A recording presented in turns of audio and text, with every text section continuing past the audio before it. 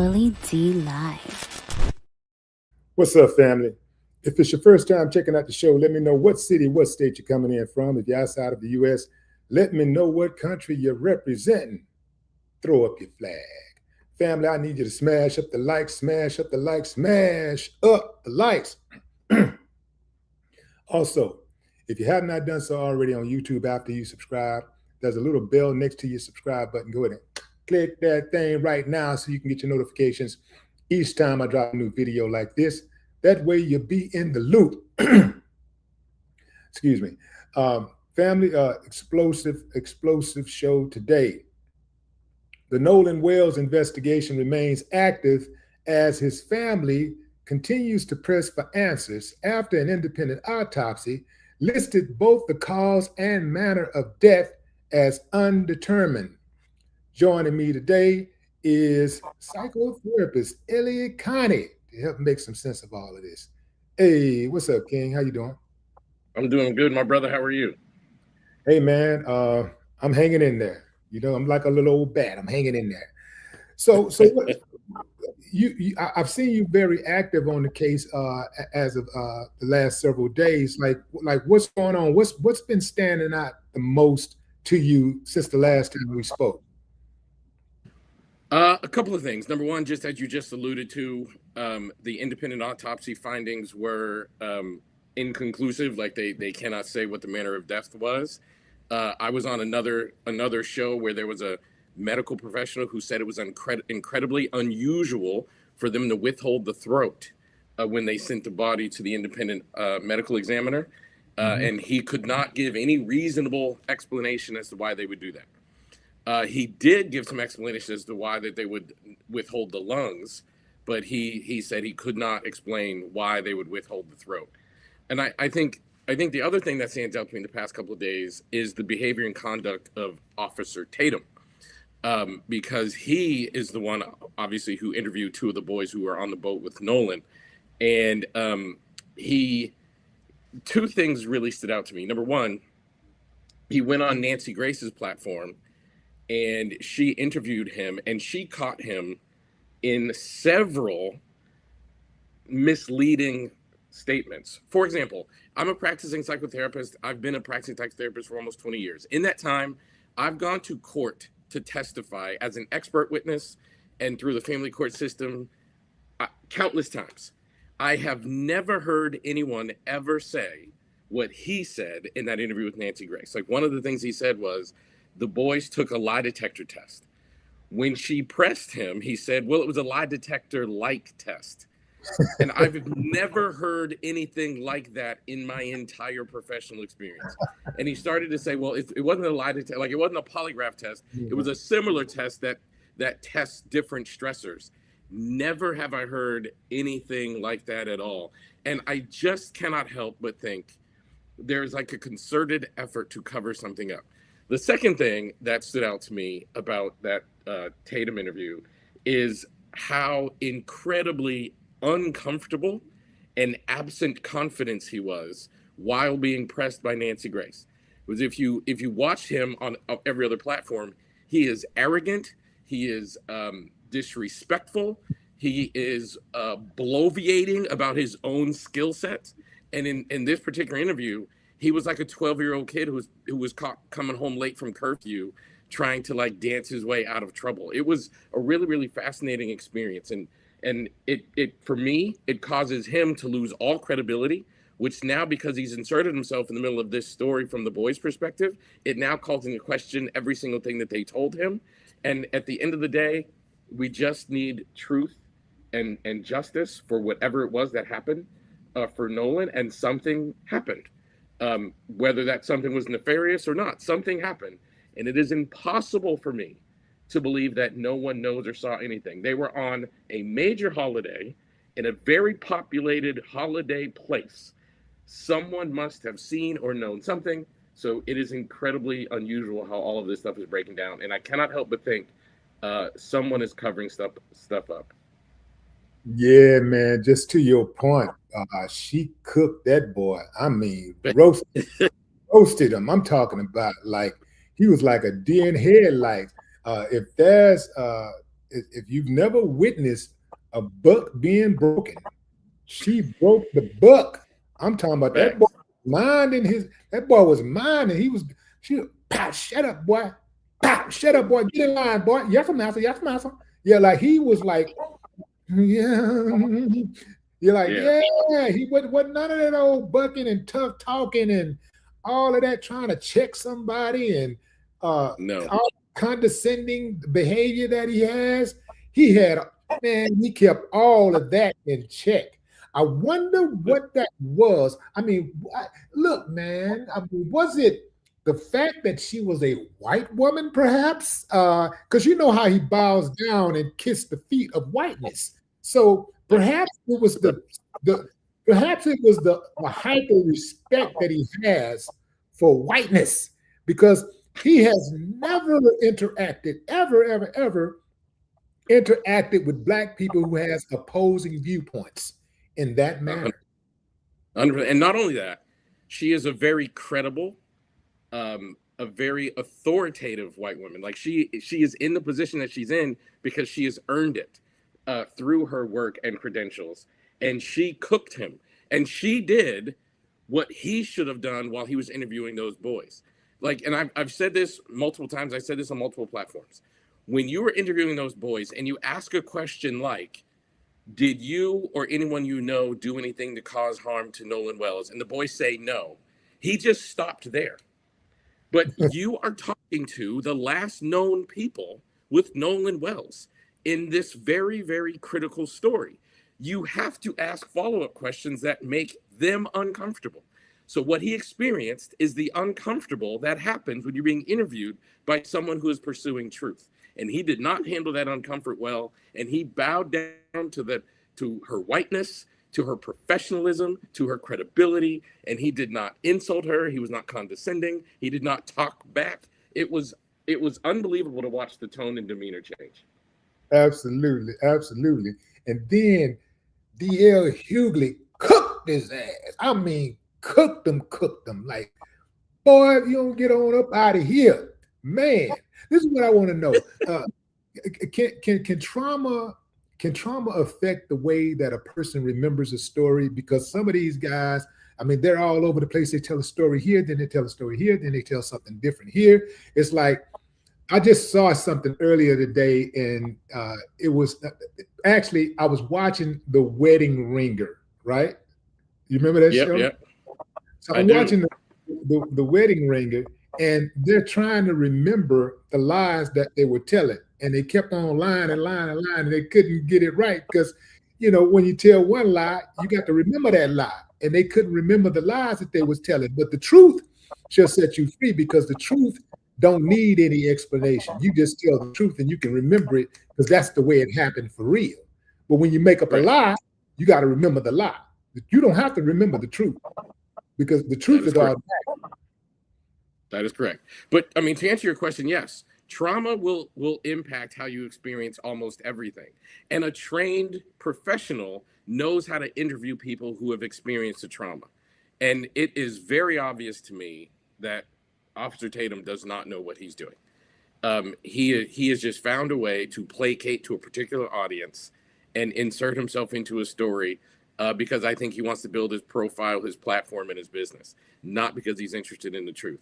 Now, I don't fault these boys for having gone through a trauma. They're referring to Nolan as their best friend and brother. Whether they did something or not, they're going to experience that as traumatic.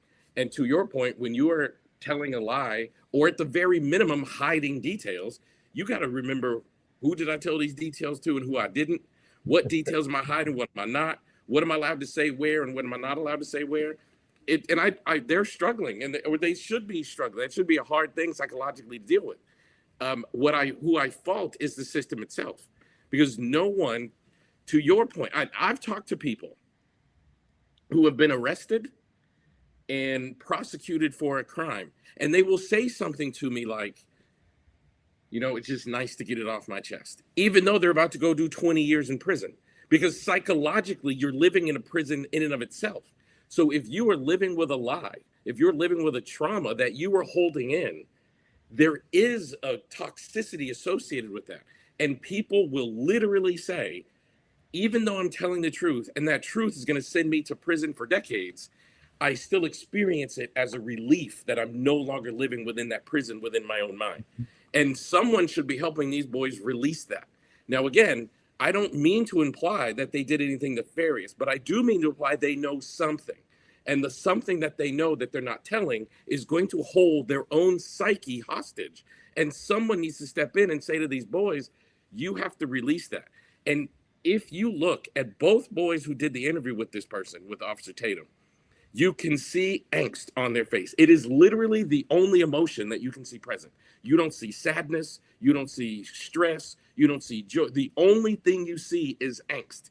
Now, I can tell you with full confidence that that angst is associated with the anxiety that comes along with, I have to be very, very strategic on what I say and what I don't. And all of you know that feeling, like everybody listening, how many of you have ever had a stressor happening and it manifests usually in your stomach? We refer to that as like, I've got like a knot in my stomach, or I got like butterflies.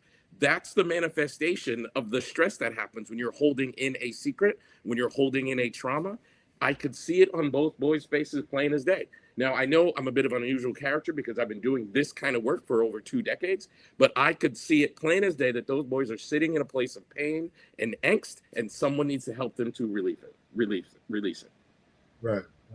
Well, what should the public avoid assuming while this investigation is going on? They should avoid assuming anything, because we don't know. What the public should do is, number one, be very discerning about who you listen to and who you don't. Anybody advocating for one's truth or another is someone you need. That is a massive red flag and someone you need to be very alarmed with. The only person or persons that we all unilaterally, as a public, white, black, doesn't matter, everybody needs to be supporting is Nolan Wells' parents. Because we all should understand the greatest loss ever is the loss of a child. And that loss is exponentially more challenging when the child is lost and there is no details about how the loss happens. That family will not be able to process grief. They will not be able to experience trauma. They will not be able to psychologically move on. So what we should be doing as a public is just supporting that family and their pursuit of justice, because justice just means truth.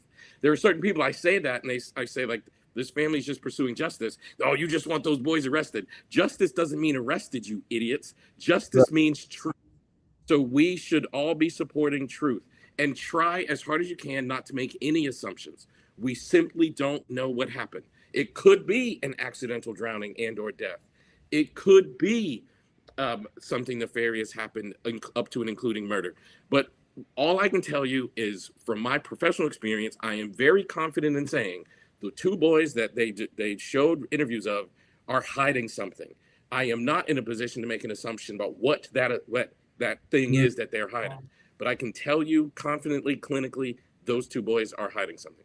Do you think that group dynamics change how people behave during a crisis? Yes, absolutely. There's a very powerful thing called groupthink. We all see it on social media. If I post on social media, so Willie, I'm going to use you as an example. If I post on social media, I think Ghetto Boys are the greatest rap group of all time. And and a bunch of people say, I agree on that post. Like a bunch of comments, I agree. I'm going to think I'm right simply because a bunch of people agreed with me. Right. But what they don't understand is, like, I grew up in a time where, Ghetto Boys were very popular. This year, Halloween fell on the weekend, a very popular song. Right. So all of my friends grew up in that same environment and experience. All of my friends also were listening to those same songs. So if I post Ghetto Boys are the greatest rap group of all time, I'm saying it to my own personal echo chamber. So of course I feel like I'm right, because everyone who is connected to me is also connected to my experience. So they will likely very much agree with me. But now I'm going to hear that. I'm going to be like, look, all the people that agree with me they're chiming in. So my opinion must be accurate. But if I post Ghetto Boys are the greatest rap group of all time, and I now live in like Idaho, and I'm posting that to a community of people that didn't experience the Ghetto Boys when they were at their peak, then I'm going to get a different reaction. I'm going to get people saying, no, that's not true. This other group is the greatest group of all time, et cetera, et cetera. And that happens. So now these boys, they might be telling this story. This is how powerful perception is in the brain. These boys are going to tell this story. We didn't do anything. We didn't do anything. We didn't do anything. And let's say, hypothetically, they absolutely did do something. They're going to say publicly, we didn't do anything. And now they're in the echo chamber of their own delusion. So they're in the echo chamber of all these people saying, we agree with you. We believe you. It's so wrong that they're trying to say you guys are guilty. You guys, we support you. Their brain will actually convince themselves that the delusion is true and not the actual reality. And groupthink makes that happen. Your brain is susceptible to the data that is infused upon it. So I could literally say, I did not do that thing, even though I know I did. But if enough people tell me, we believe you, we believe you, we believe you, my brain will accept the delusion as truth and the truth as delusion. Yeah. And having said that, is guilt always reflected in a person's emotions or behavior? Oh boy. So I'm going to say yes with an asterisk. Like, guilt causes turmoil. And you say, like, is it always reflected? Always. Guilt will cause pain. You will struggle with being guilty, and you will struggle with feeling guilty because you will feel bad. You will have remorse. You will struggle with those emotions. In fact, a polygraph exam is not detecting whether or not you're lying or telling the truth.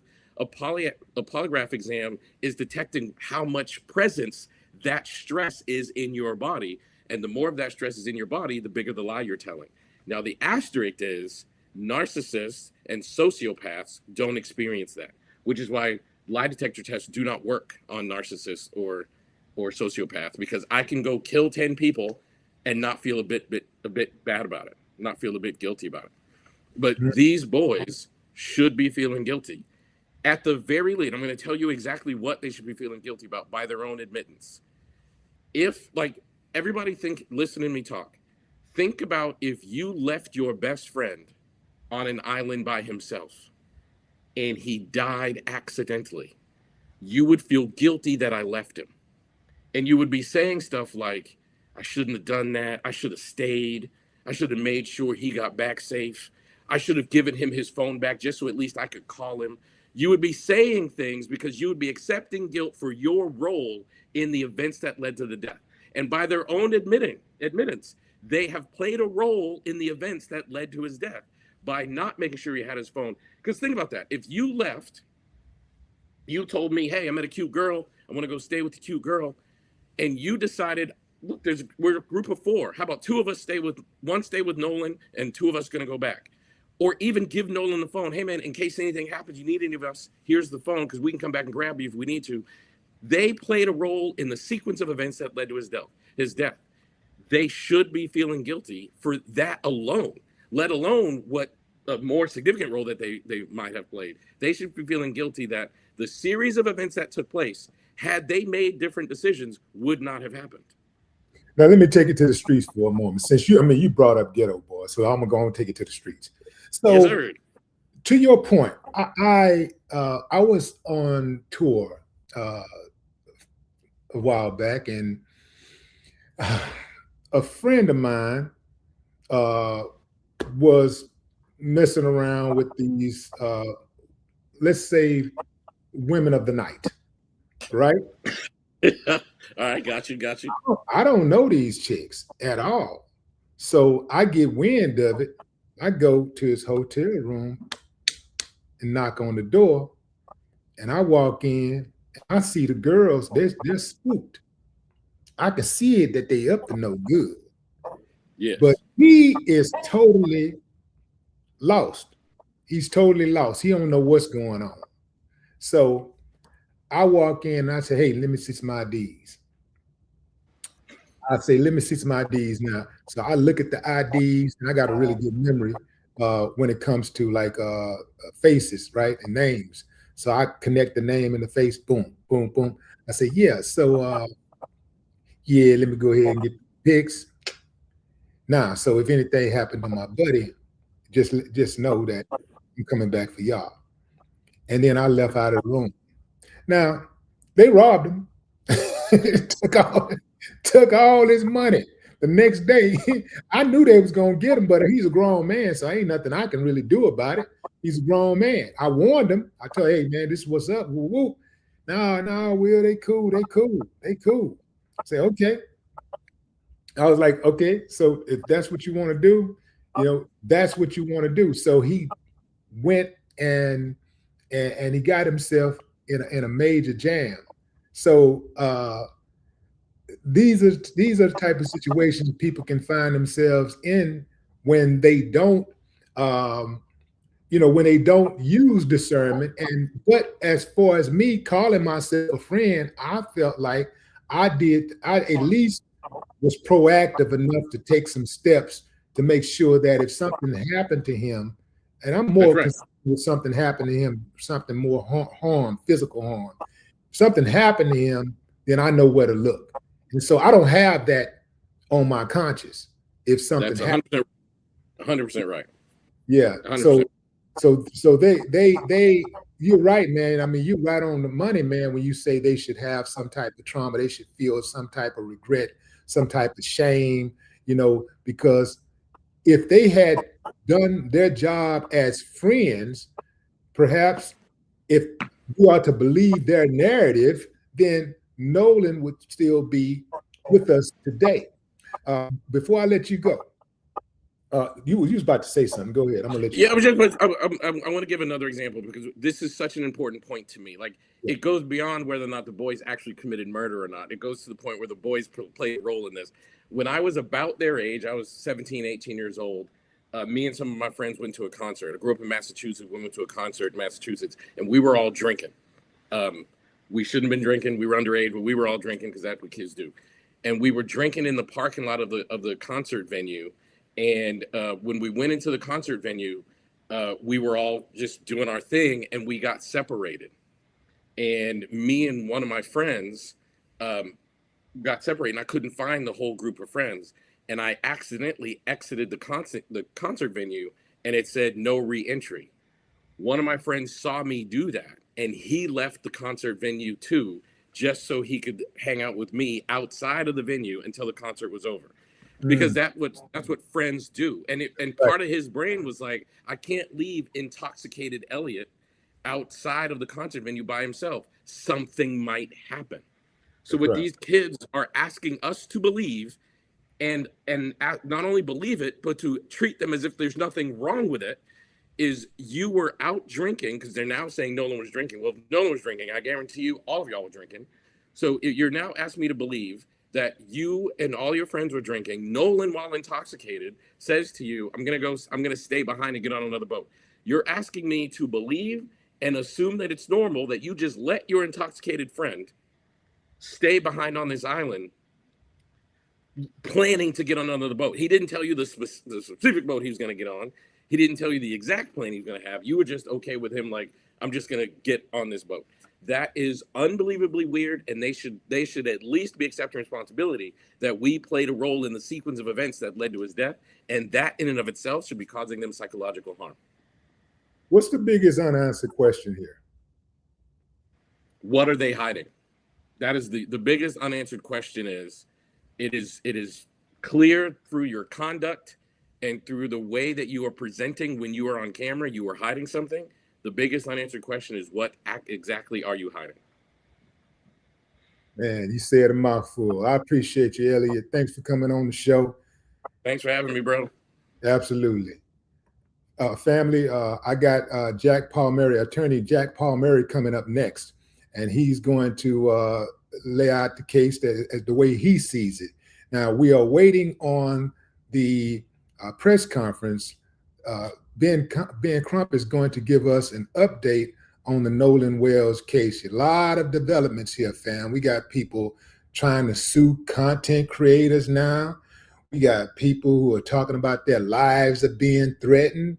We got the mother of Nolan Wells being review bombed by uncivilized mutts. We got people acting very strange. We got the governor of Mississippi calling out civil rights leaders, telling them, "Hey, mind your business. Stop prying. Leave us alone. You're stoking racial division." Imagine a governor. Imagine anybody in Mississippi needing help. Imagine the state of Mississippi needing help, stoking racial division. I submit to you that Mississippi needs no help stoking racial division. Mississippi got that covered more than any state in the union. Okay? So you got the medical examiners sending the body to be examined by an independent examiner without all of the parts that's needed to come to a reasonable conclusion. You got the sheriff who from day one, without examining the body, without talking to detectives, without reading any official death reports, who says, "Hey, we don't suspect any foul play." You got all of these inconsistencies in the stories. You got the phone, you got the keys, you got now you have people who are saying that this all could have started because of a lovers quarrel, some type of situation where Nolan was talking to or trying to holler at some girl that was the girlfriend at some point of this other guy who was an aspiring or is an aspiring football player. By the way, his lawyers are the ones, the Bart guy, Bart Edmiston. His lawyers is the ones that are trying to stop people from talking about the case. So he decides he's going to sue. Boy, you got a lot of suits to file. I think you got about a good 5,000-10,000 suits to file. Good luck with that. So joining us right now, y'all, is attorney, my friend, Paul. What I said, Paul? Jack Paul. That's all right. The man three first names. Did I say I can't be the one to make that mistake? I can't be the first one to make that mistake to start off with Paul. No, you're not. That's okay. People call me a lot worse, so it's okay. Absolutely, man. So thank you for having me. Always nice to see you, my friend. Absolutely, man, and you too, man. So, man, so much has happened since the last time we spoke. What do you make of the recent developments? I think in general, I think it's getting really messy. I think these distractions are hurting. I see them as distractions, but I think these developments are hurting why we all came together in the first place, which is to find out what happened to Nolan. I think everyone wants that. Whether you have like Elliot said, whether you have a premeditated idea of what happened or you just want to know openly, but all these new developments, they're not helping. They're distracting. They're creating more hurdles, I think. There's an old adage, you get more flies with honey than vinegar. And right now there's a lot of vinegar out there. So from a legal standpoint, I don't think this is going to get the intended result. So what evidence would prosecutors need before presenting this case to a grand jury? How about any evidence? Some evidence. They have none. They have none right now. Talking as a defense attorney, I'm so legally, objectively, I'm not saying this is how I feel or what I want, but from a legal standpoint, from a criminal law standpoint, they have nothing. They don't have any one single suspect. The fact that anyone could be a suspect means that no one's a suspect. They have no concrete motive that's any more probable than any other motive. They can't pinpoint his location. They can't pinpoint who he was. They have nothing concrete, and the prosecutor has certain legal obligations. They have to put a good faith basis before they present anything to a grand jury.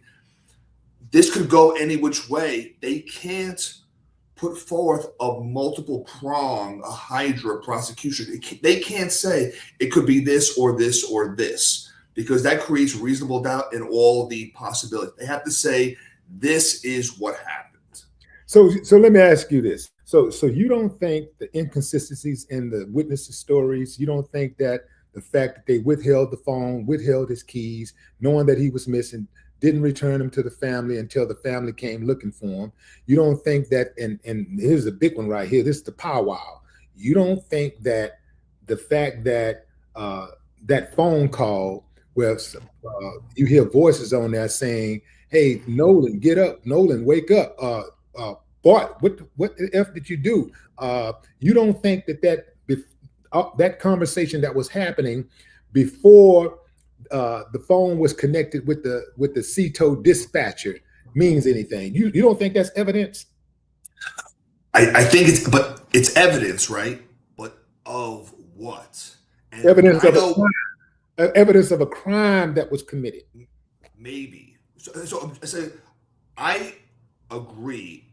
Anyone can draw an inference from that, right? The prosecutor has to be able to draw only one inference from that. That's their dilemma. It could be nefarious. It could be an accident. It could be not at all related to his death. And we can all speculate. We can all draw an opinion, and that's fair. And it's equally balanced. The prosecutor has to be sure or believe they're sure it's only one option. That's their dilemma. The prosecutor has to be sure that there's only one option. Why do they have to have only one option? Because their burden is beyond and to the exclusion of every other reasonable doubt. As a defense attorney, if I can say, well, it may have been a homicide, but it may have been an accident, or it may have been not involved at all. He may have fallen over. And if any of those are plausible, then none of them are more probable. They have to show that this is what happened and everything else didn't happen. If they think two possibilities are equally viable, they're not doing their ethical duty on prosecuting a case. That's the crux of the issue for the state. They have to believe they're right in the one version. And it seems to be that they're not yet comfortable committing to any version. How significant are the inconsistencies in the stories to the case? I think they're significant. I think the question is significant to what, right? They're significant in that if things don't add up, they create more questions, right? And that's why we're here. But is it an issue of that someone committed a homicide? Is it an issue of that someone is covering for an accident? Because the reality is, as much as no one has passed away, almost every other person there, including people who have said, I don't know them, but said they were his best friends, his good friends, they seem to be showing concern. I'm not going to say it's authentic or not. They're all being looked at possible suspects for murder, right? And so it's, from a legal standpoint, natural to be concerned about that, whether you're innocent or guilty. As an attorney, as a defense attorney, I've watched interrogations of people who I later learned were innocent and guilty. The innocent ones always seem more nervous, right? And it's natural to be nervous when you're accused of a crime, whether you did it or not. You're being put on the hot seat. And these are kids. So it goes to something. We just don't know yet what it goes to. Are they being inconsistent because they're simply 18, 19, 20, don't have a lot of life experience, they've not dealt with law enforcement before? A lot of people, the first time they deal with police, just look uneasy because as much as we're told to trust the police, no one likes being interrogated by police. It's not a fun experience. And you're being looked at for a crime. So that's going to be daunting on anybody. It goes to, they're clearly uneasy. That's to be expected. It goes to, I think someone knows something. I think you go back to the kid who made the call, not the kids that are on the boat. You should interrogate them anyway, but given that it's been established, or there's been evidence that Nolan went off without them, like I've said, I think people should be looking equally hard at other possibilities, other friends, other locations. Look at the first boat. Look at the friends. But look at everyone, because to the point, no one has been ruled out. We don't know. It's important, but it doesn't give us the why. We just know an inconsistency is a bad look. Can any of these friends face criminal charges if it's proven that they have lied? If they lied to the investigators, can they face criminal charges? So they are all facing potential charges, not necessarily for perjury, but let's step down from homicide for a moment, right? It could be tampering with evidence. I think that's something a lot of people have not talked about that seems more plausible to me. That's not what people want. People are looking for a killer. But everyone's point about the phone, the keys, the calls, that goes to, and again, did you tamper? Did you in any way manipulate any possible evidence? That I think is something more possible for a lot of people here, depending on what their involvement was or wasn't, what they knew or not. There's been discussion of were messages deleted from Nolan's phone. That to me, if established, would be a classic example, if Nolan wasn't the one who did it, right, of tampering with evidence. That I think, and then from there, dominoes start to fall, right? Because if someone's established to have tampered with evidence, well, why would you have done that? Was it for your benefit, a friend's benefits, right? Sometimes maybe it's better to start small, catch someone on something, and you work off of that. That I think is, but perjury, as much as the police are allowed to lie to us. We all know that. Police, when they interrogate us, I'm your friend. Don't worry. I'll talk to the prosecutor. You're not doing anything wrong. I know you're innocent, but we're allowed to lie to them too. We have no obligation to self-incriminate ourselves. We have no obligation to violate our Fifth Amendment rights to avoid self-incrimination. So, they're not under oath.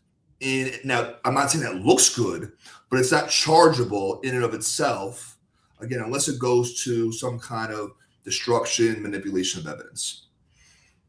So what kind of legal hurdles do the prosecution face for dealing with circumstantial evidence? Because that's a big part of it.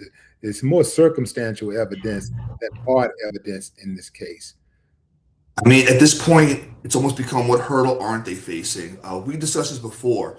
Because it's circumstantial, and that's a great way to phrase what we have, right?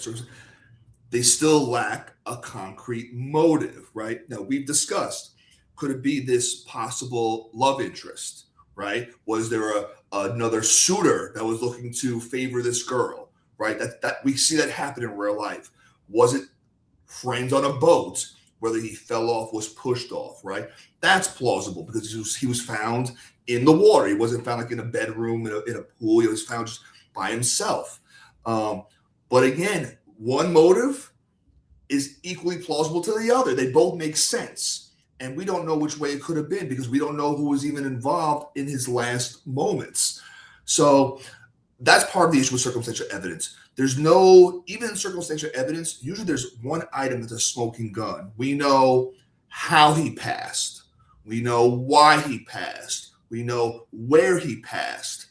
We don't know any of that. We don't know what was the ultimate cause of his death. Was it a drowning, intentional or not? Was it something before that, before he went in the water? We've discussed looking at his throat and neck, at the back of his head.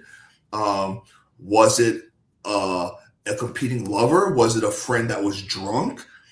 There's so many whys here. They have no concrete answer for any of the, where, when, how, why.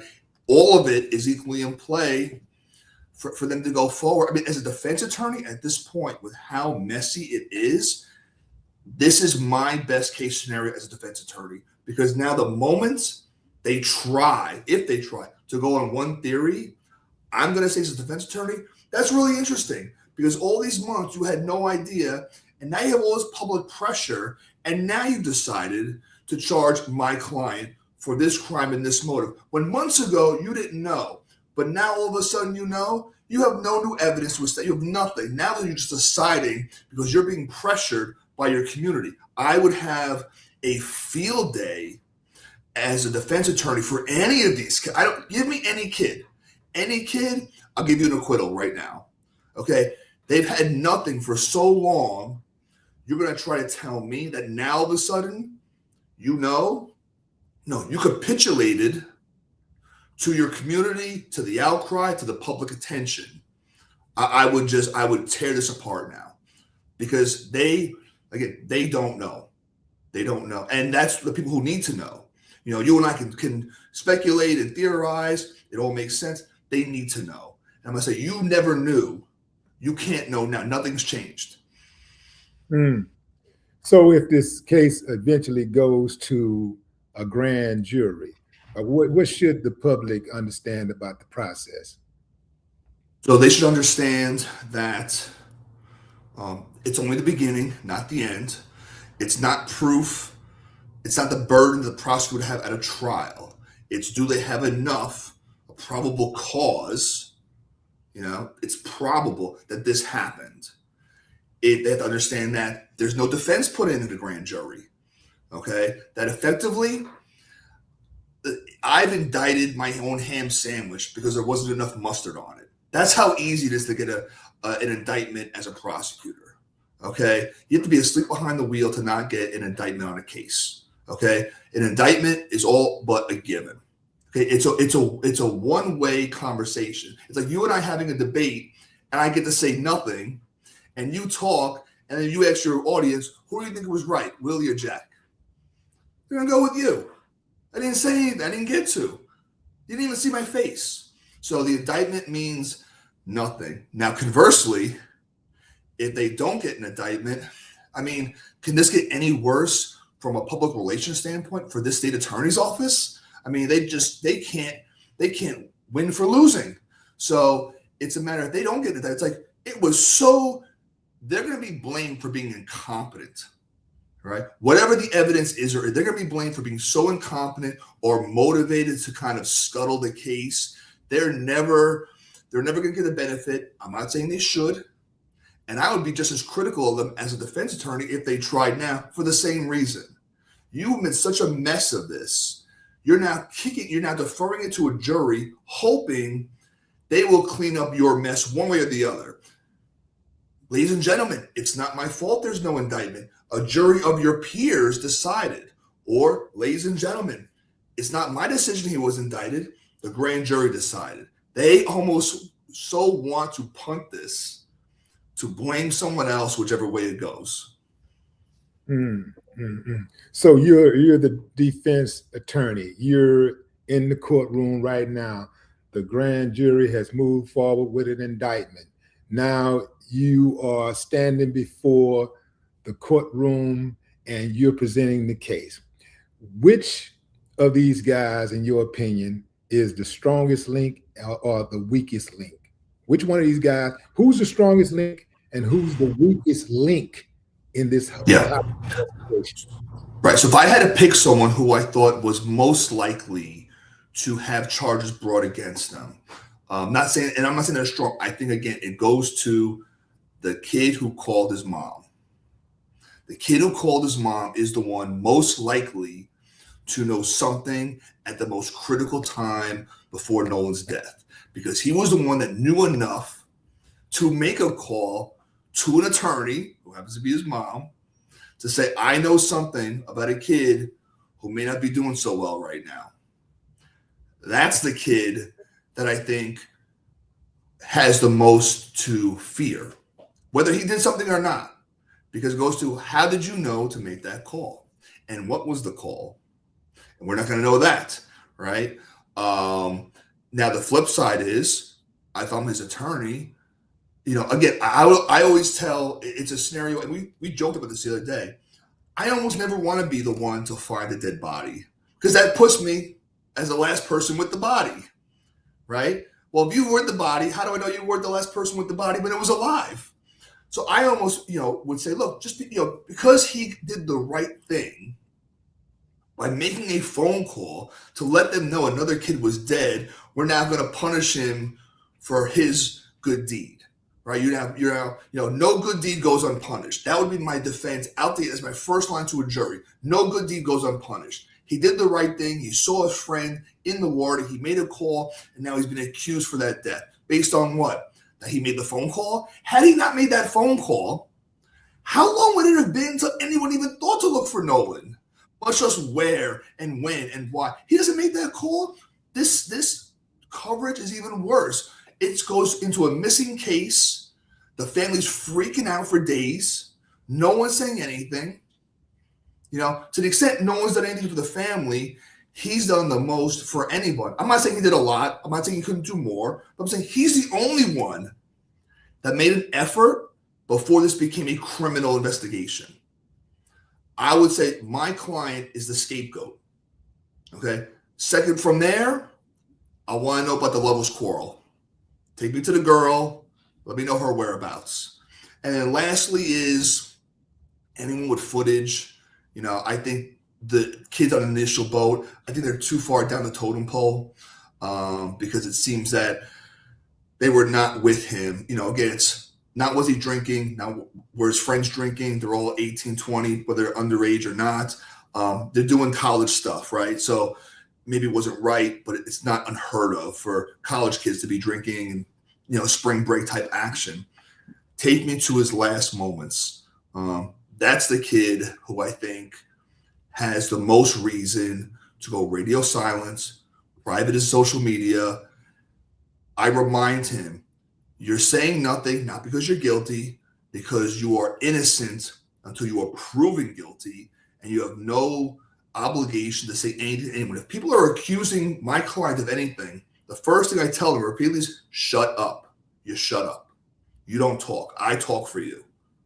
What I say is an argument. What you say is a statement that can be used. You say nothing. And I'm sure his mom knew that too. So what do you make of the grandfather, Jerry Atkerson, the guy who owned the boat, the guy whose grandson made that call where you hear what sounds like to me a conversation going on just after somebody was hurt.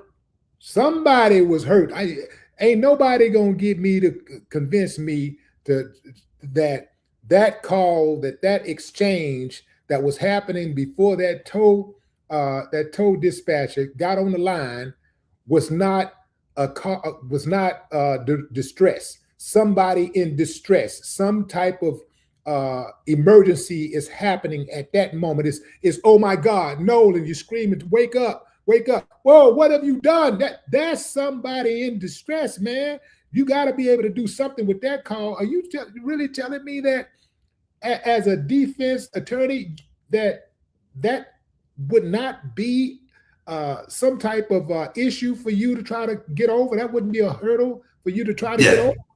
So it is. I'd have to address it. You're the prosecutor, Willie, right? You're bringing this to me. You're bringing this to the jury. You're saying, look, how do you get around this? Here's how I tell you around this. One, you can't identify with certainty the voices in the background.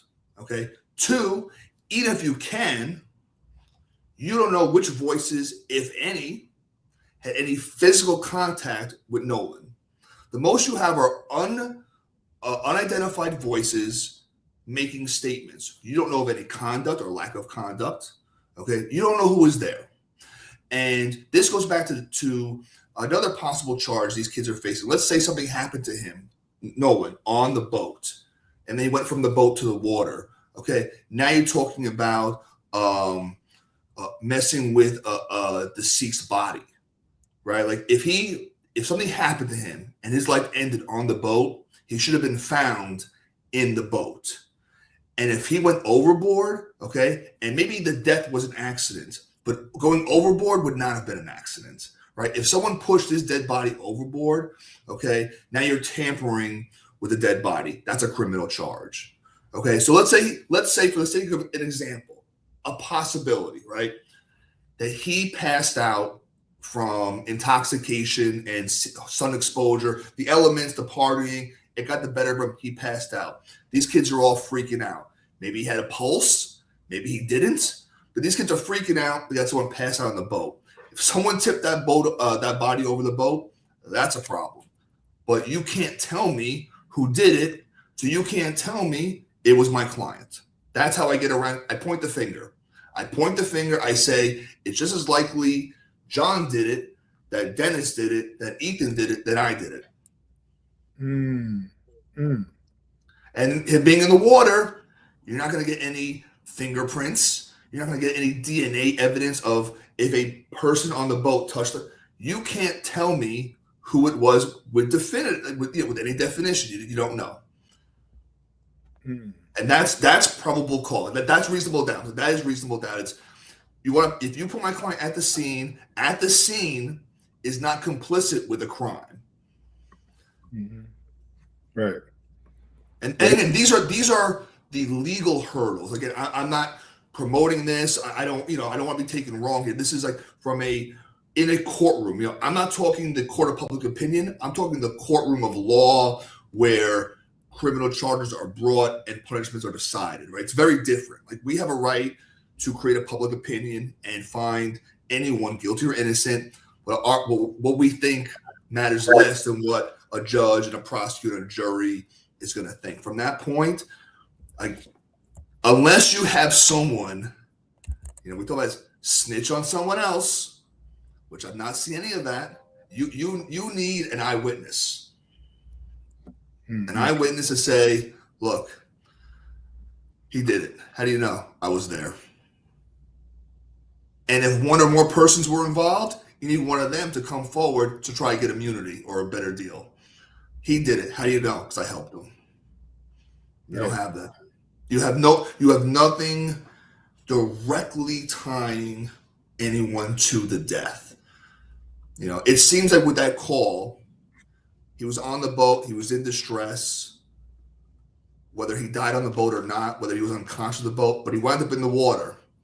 And unless he tipped over on his own, which is possible, I'm not saying probable, I'm saying as a defense attorney, I'm putting it all out there because you can't rule it out. You can't rule out he was sitting on the edge of the boat, drunk, his friends are trying to shake him into consciousness, and he tips over. I'm ruling it out. That ain't happened, man, because they would have said it happened. It didn't happen. They haven't said what happened. I'm ruling it out. They didn't. Well, they said everything else. Oh, we don't know how. Last time we saw him, he was with a girl. That's what they said. So they did say. One more thing. They gave their birth. We don't know. Again, because we don't know when he died, we don't know how much time passed from that distress call to his death.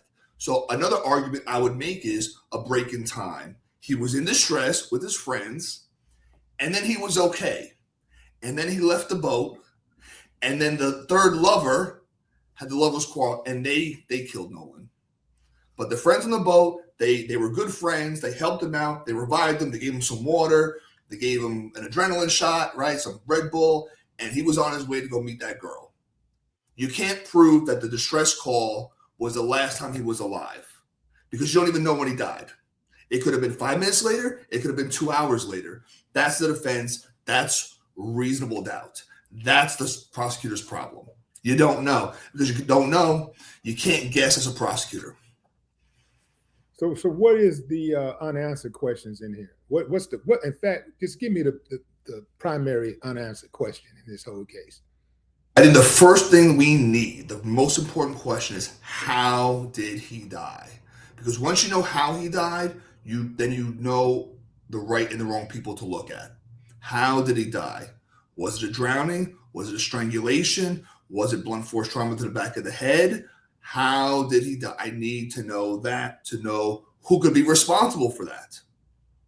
And everything else will fall into place. And if you can't tell me how, which the independent autopsy couldn't, and the state examiner we're never going to see, if you don't know how, you can't say anything else. Because you're going to say, okay, the lover did it. Well, how did he do it?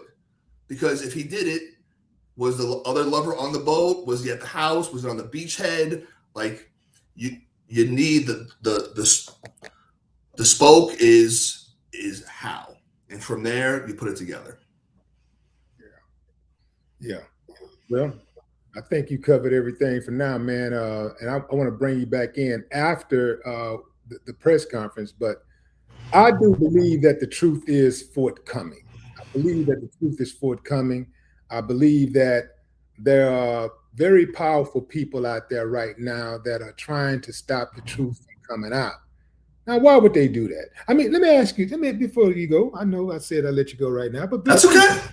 before you go, um, do you believe that there are people in Mississippi in high places who have a special interest in this case not being solved? Yes. Okay. Okay. Who are those people? Everyone with something to lose, and everyone who has to deal with the fallout of whichever way the investigation goes. Because no matter which way it goes, a lot of people are not going to be happy. You have two camps in this, two opposing camps.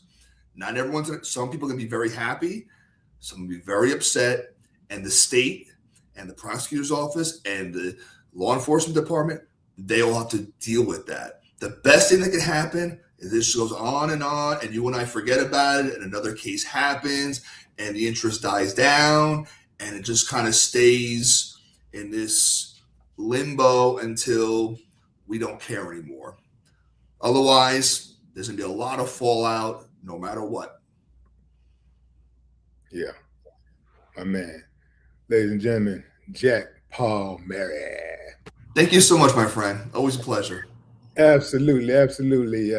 Man, I'll talk to you soon. And I look forward to it. I appreciate you coming on the platform, man, because you always bring a unique perspective, and sometimes you piss people off, man. It happens. They like you though. They like you. They say you're fair. That's what they're saying. I appreciate that. I try. Like I said, I always try to reiterate, this is not about what I think or how I feel. It's about just looking at it from a legal standpoint. I want to be fair. I thank you. Your entire audience is great. So I welcome the criticism and the compliments, and I'm just glad to be here. So if anyone learns anything from it, then I've done my job. Absolutely. Ladies and gentlemen, Jack Paul Mary. Okay, fam. We are waiting. We are close to the press conference beginning. It is on the way. The press conference is on the way. Benjamin Crump is going to give us an update on the case. He's going to give us an update on the Nolan Wells case. It looks like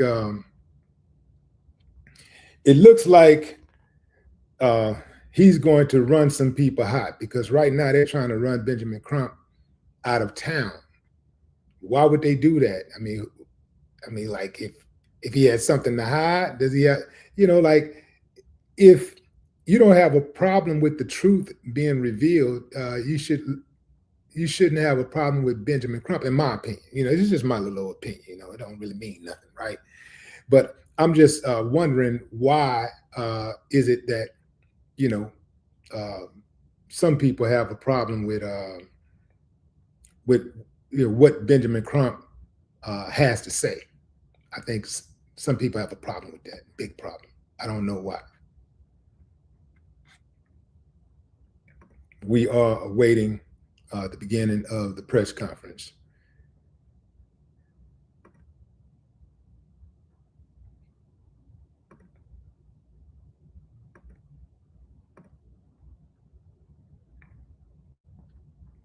This is a case that a lot of people are interested in.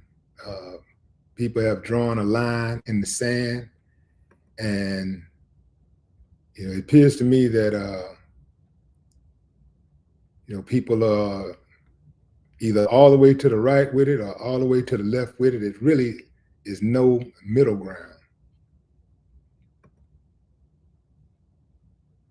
Benjamin Crump has had his life threatened. Al Sharpton has had his life threatened. These are civil rights activists. This reminds me of the 60s, when civil rights activists was being threatened, and some of them were actually killed because they were seeking justice. kind of country is that, man, that allow people to just kill civil rights leaders and people that are seeking justice? That don't really make a lot of sense to me.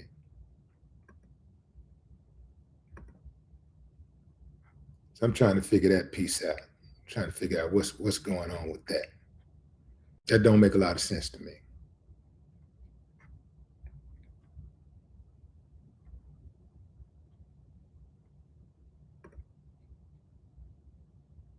We are awaiting the start of the press conference.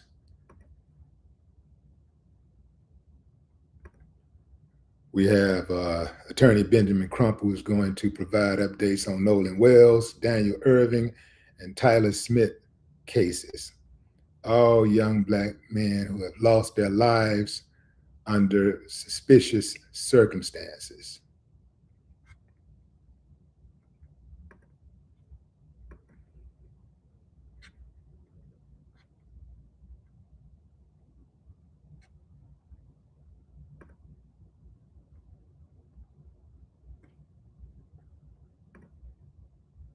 If you're just not joining, fam, I want you to smash up the likes, smash up the likes, smash up the likes. Make sure you hit that like button.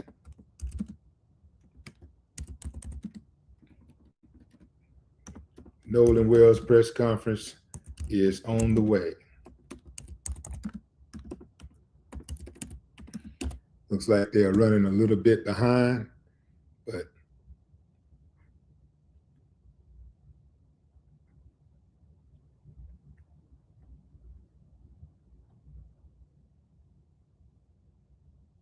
looks like, okay, here we go. Getting close.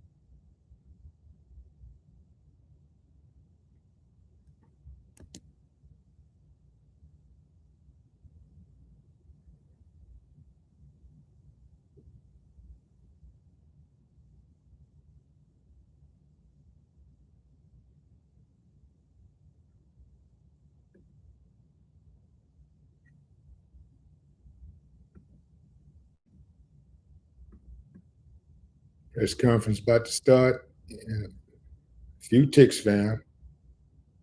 About to start it. Ben Crump is about to give us a Nolan Wells update.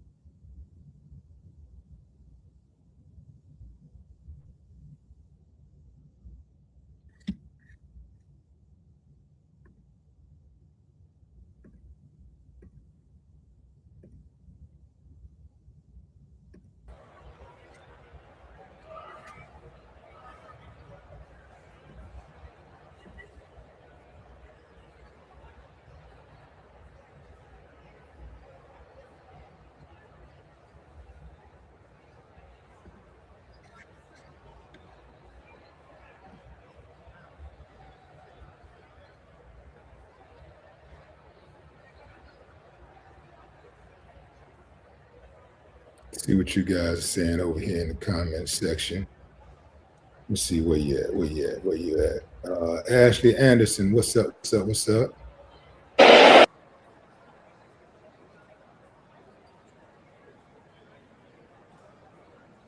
Here we go.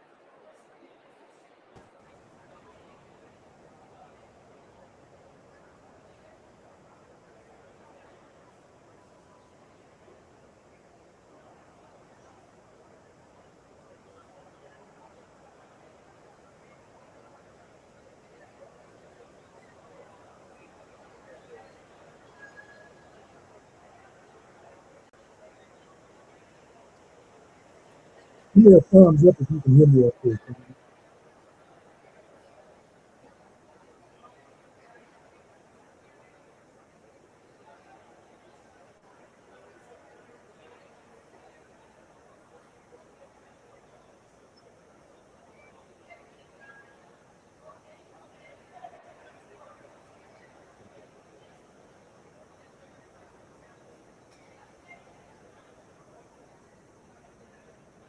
I appreciate you.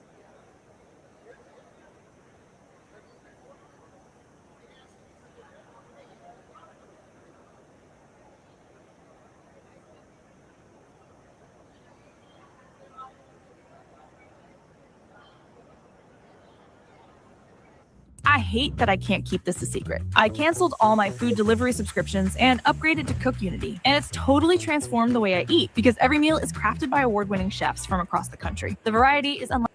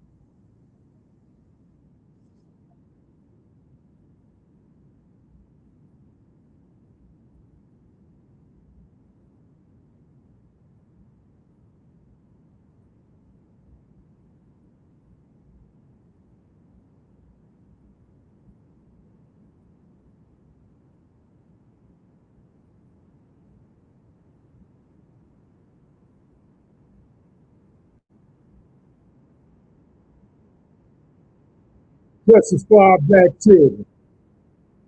Justice for our black children.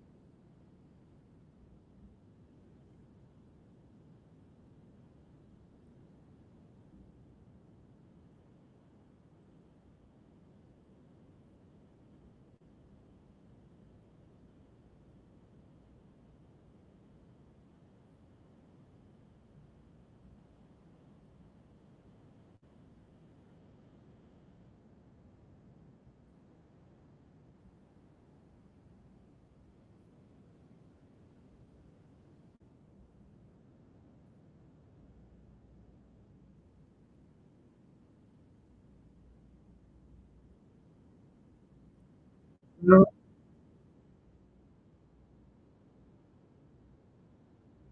Y'all hear me?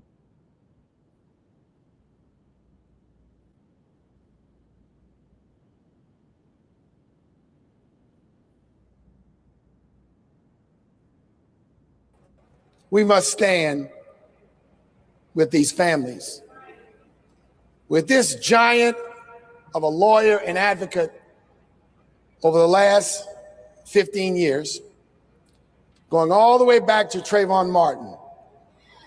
We have stood with Ben Crump and his clients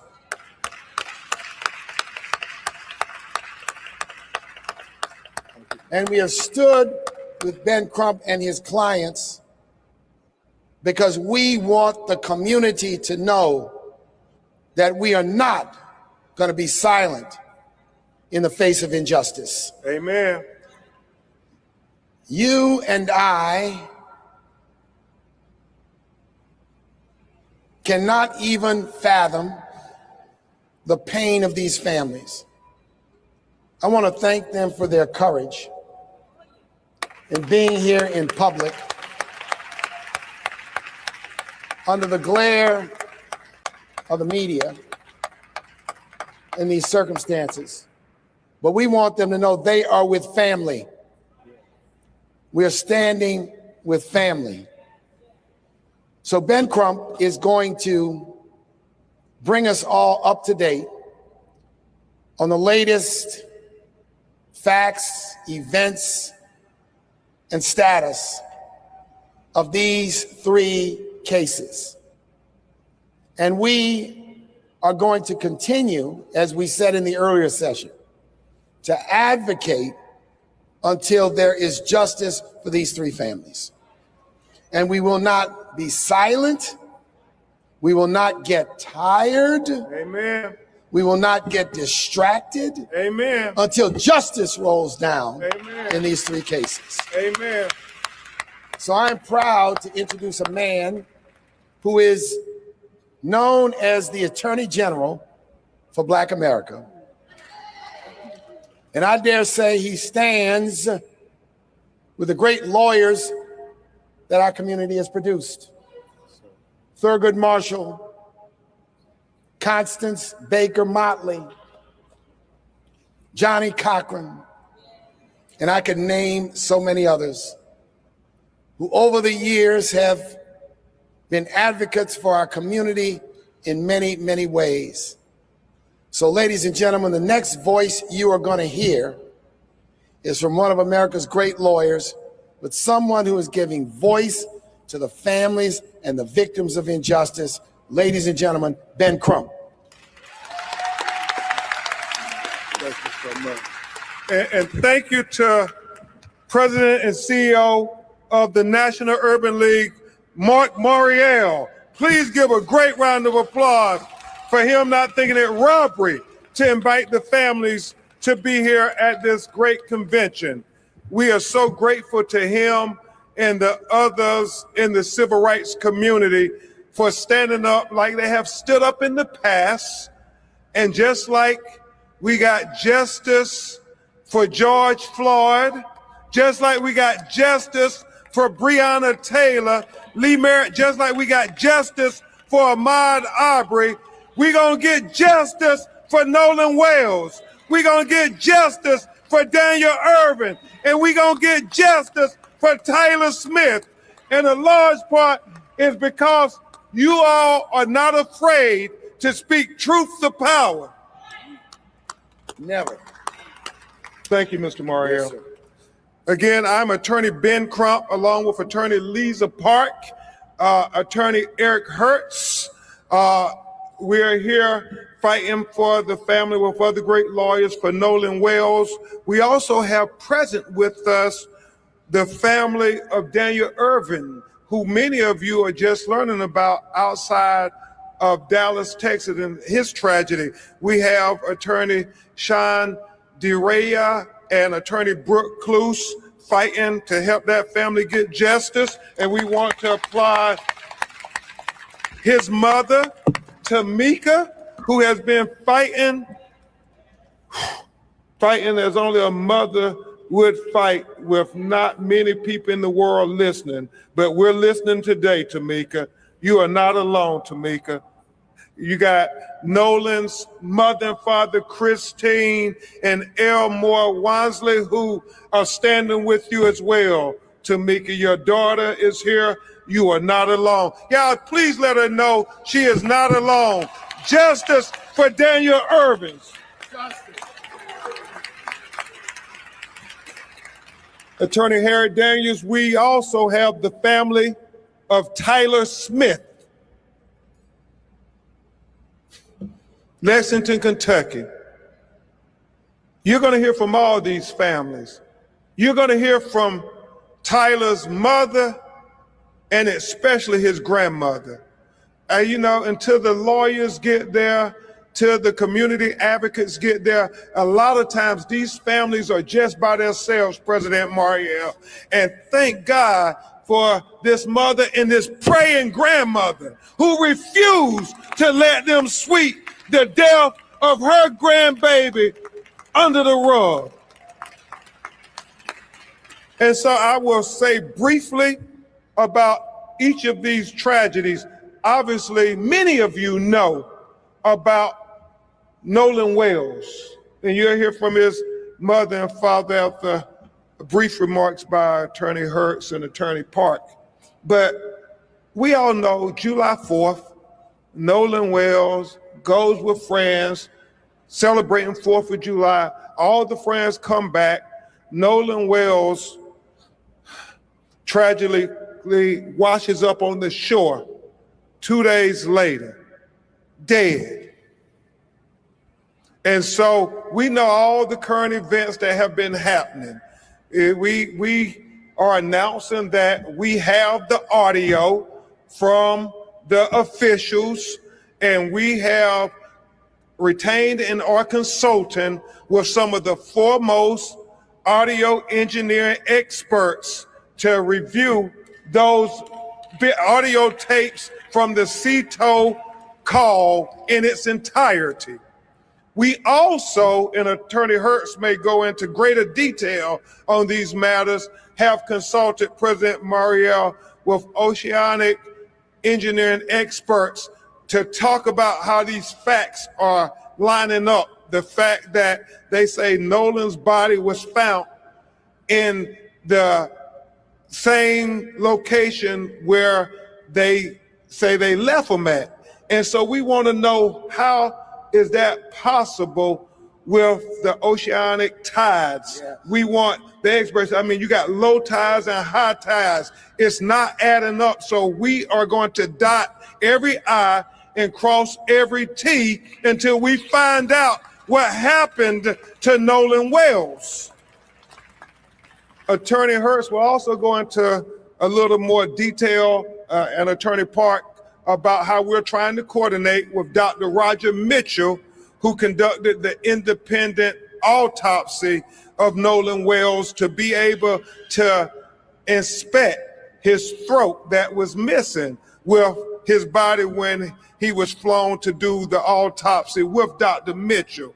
Also, we are hopeful that they will discuss with Dr. Mitchell the photographs and observations made at the time when Nolan was first discovered, because Dr. Mitchell did not get an opportunity until July 10th to be able to examine his body. And at that time, we know the airways and the lungs had already been dissected and so forth. So we can't tell if there was the presence of water or not. That would suggest whether he drowned or not. And remember what Dr.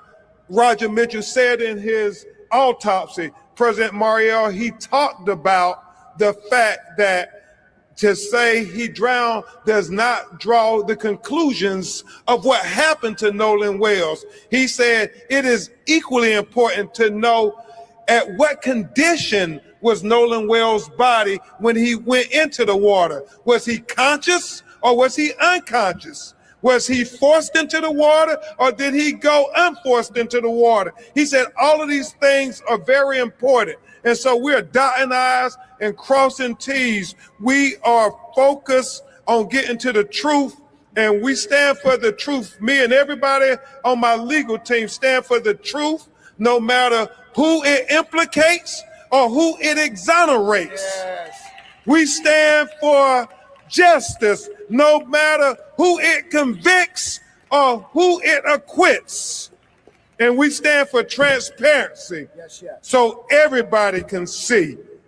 And that's all we want. We want answers. We're not casting aspersions on anybody. We are saying that we want to make sure everybody who is remotely involved has the questions answered to make sure we have a full and fair and impartial and transparent investigation. And is that too much to ask for these broken-hearted parents?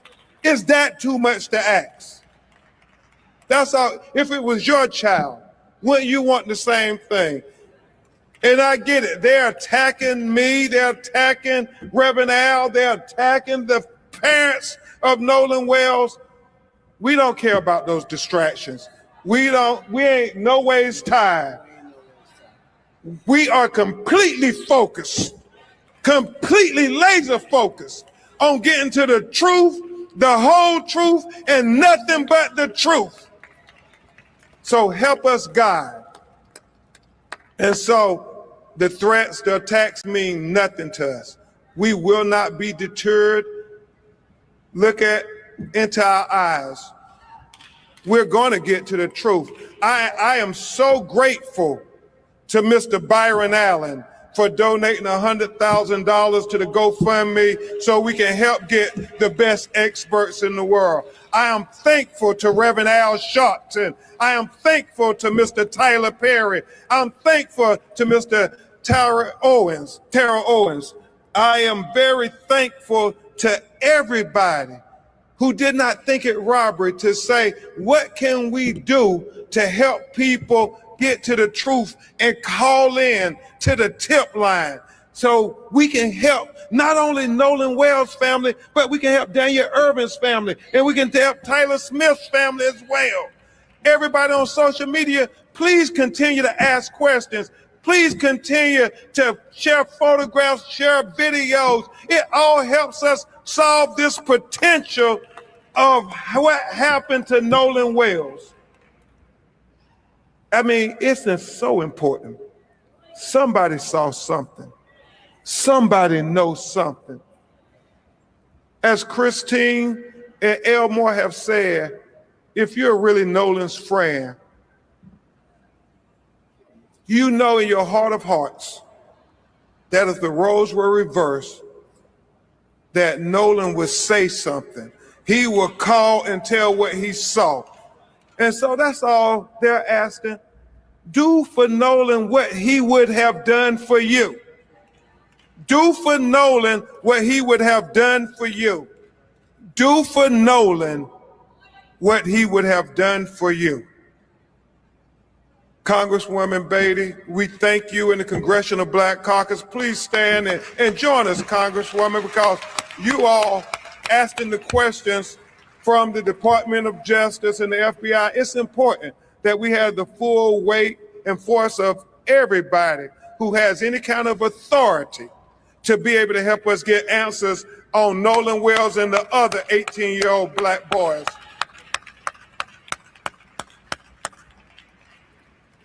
Now, before I bring up the lawyers, I just want to say a word about Daniel Irvin and by his case, and you'll hear from Attorney Sean DeRea, and after you hear from his mother, Tamika.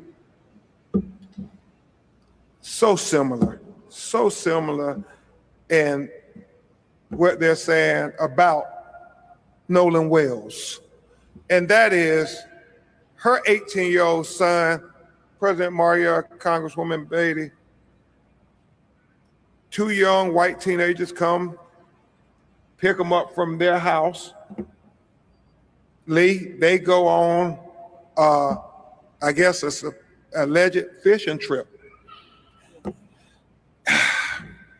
Her son, I guess they are saying, accidentally drowns But his two friends then throw away his clothes, right, Sean? I'm in my 30s trying to eat more protein. This is what I got from Factor this week. Full week of hitting my protein goals with real meals. Between Daniel Irvin and them, and then say nothing.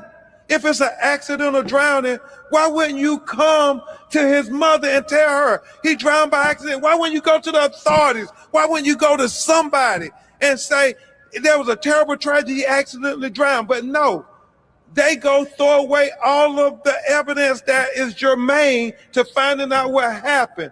And it's only after his mother raised all kind of hell, and for 4 days they are searching for what happened. Minister Dominique Alexander and the activists in Dallas, they're saying, no, something happened to Daniel Irvin.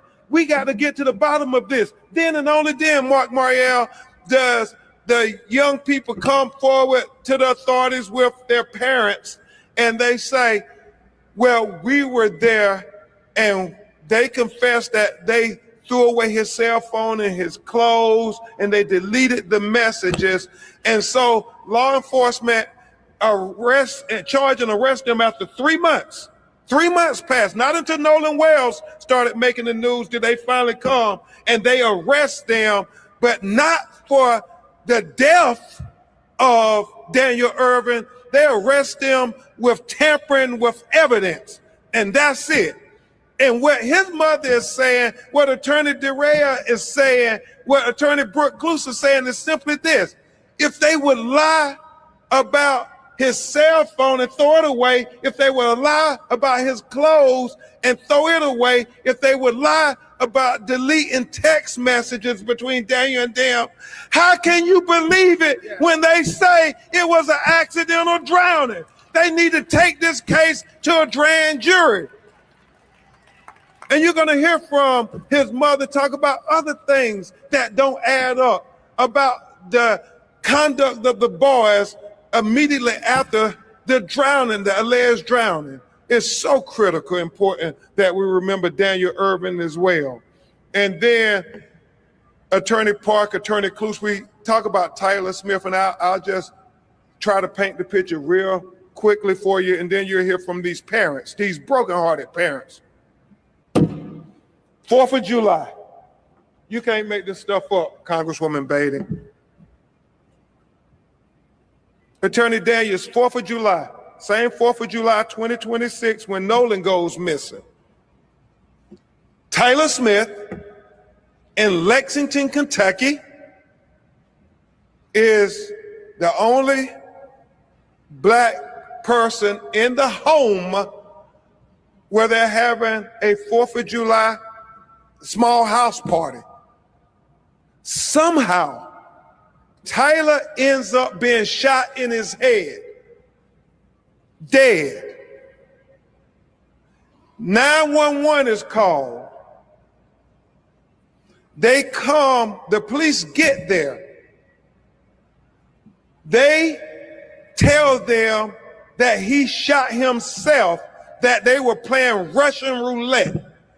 That's what they say. They say, this the gun. The police retrieve the gun, and then they take their word as the gospel that he shot himself. They don't do gunshot residue on the hands of Tyler or nobody else. I mean, basic investigation 101.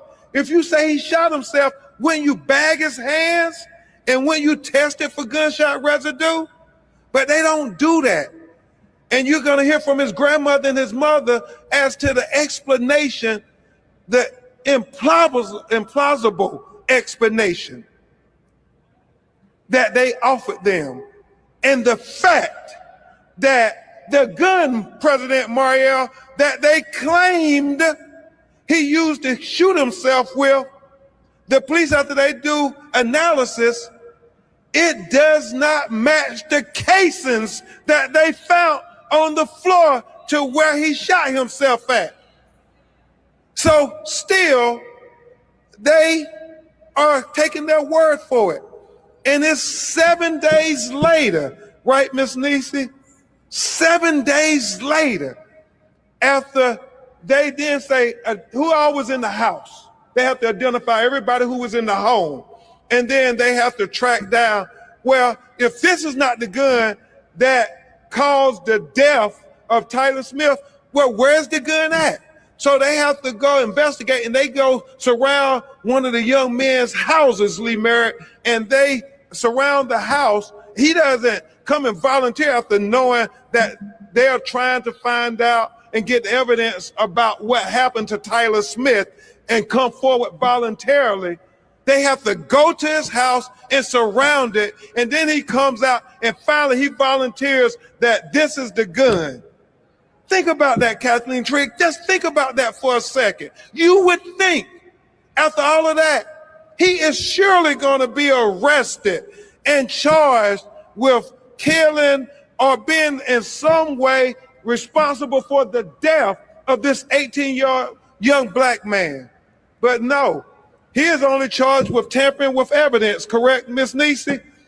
Nothing more. And nobody in all three of the questionable deaths of these 18-year-old young black kids, nobody has been held accountable in any way. And so that's why we're here saying that we are not deterred. We're not going to let you sweep it under the rug. We're going to get to the answers of what happened to Nolan Wells, what happened to Daniel Irvins, and what happened to Tyler Smith.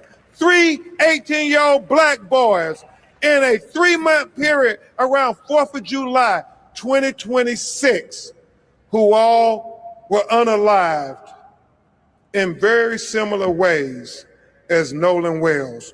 And I'm very thankful to his parents for using the attention that they were given and blessed with to also give attention to these other 18-year-old black boys. Thank you, Christine. Thank you so much, Elmore. At this time, before we get to your questions, you're going to hear briefly from Attorney Eric Hertz and then Attorney Lisa Park with some updates, and then you'll hear from Nolan Wells' parents. Attorney Eric Hertz, a great civil rights lawyer.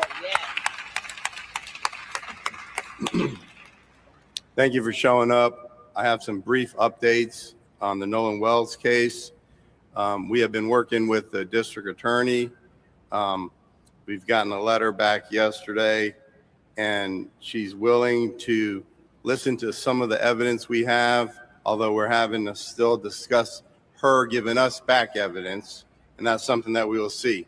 The phones, not just our clients' phones, but the other phones that are involved in this situation, we are trying to coordinate and have come to a tentative agreement with the district attorney to go ahead and have them investigated together jointly with our experts as well as their experts. And I believe, if I'm not speaking out of turn, the FBI is going to also be present there. And that's going to show a lot of stuff that we haven't seen. I'm going to keep this short, but as I always say, and would like to say one more time, society is judged by how the most powerful treat the most vulnerable, and justice will prevail. Amen. Thank you. Thank you very much, Attorney Eric Hertz. And now you will hear briefly from Attorney Lisa Park, who heads up our Atlanta, Georgia office and has been leading on this effort for Nolan Wells. So today I just want to recognize all of these families for coming here today, traveling here to Nashville, even family that's here in the audience. If you think for just a moment, for these tragedies, they really just happened. They really just happened. And if you've ever had a loved one that you've lost, it's hard. And you feel like going into a quiet place by yourself, mourning, grieving, doing all of our own religious rituals, right? And so it's quite hard that these families have had to come into the spotlight to stand up for their children. This is not where they want to be. No. And for those people who somehow think that they want to be in the spotlight, I guarantee you, this is not where they want to be. Amen. For all of these families, for every single family member that is suffering through these losses. So I want to commend all of these families. I also want to commend them for coming together as a group, right? Because all of us, we are stronger together. Yes. We are stronger together. Yes. And there are so many unanswered questions for all three of these cases, but there's hope. Mm-hmm. And I see that hope because we do get calls. Yes. We have been getting over 100 calls a day. Wow. And I want to thank everybody who's called in, because for every time there's a hater that's saying that these people just want the spotlight, when somebody calls in with some encouragement, when somebody calls in with some information, it makes up for that. Amen. Because we know that we're stronger together. These questions, these cases can be solved, and we can do it together. So I want to thank everybody for calling, right? But I also, last thing, I want to encourage those who have not called yet, and you know that you have some information. One, I know that it's scary. I know that you may be scared. But if there's a time in your life to do the right thing, this is it. Yeah. And you just have to be brave. Yeah. And go ahead and please call us. These people, we need you. We need you. Thank you. Thank you. Thank you so much. Thank you, Attorney Park. And as Nolan's mother and father get ready to come, I cannot express to you how encouraged we are that we're going to get to the truth. I mean, so many things are coming to light, and we're going to get to the truth. We are not trying to cast aspersions on anybody. We want the truth. We want the truth. That's what we want. And like we said, if that implicates you or exonerates you, then you got to talk to your Lord. You got to talk to your God. But we want the truth and nothing but the truth. And if it was your child, you would want the same thing. And so that's why everybody who got children, you could understand the pain, the agony that this mother and father have been dealing with since 4th of July. How people came, within hours of finding him saying, well, no foul play, just go on.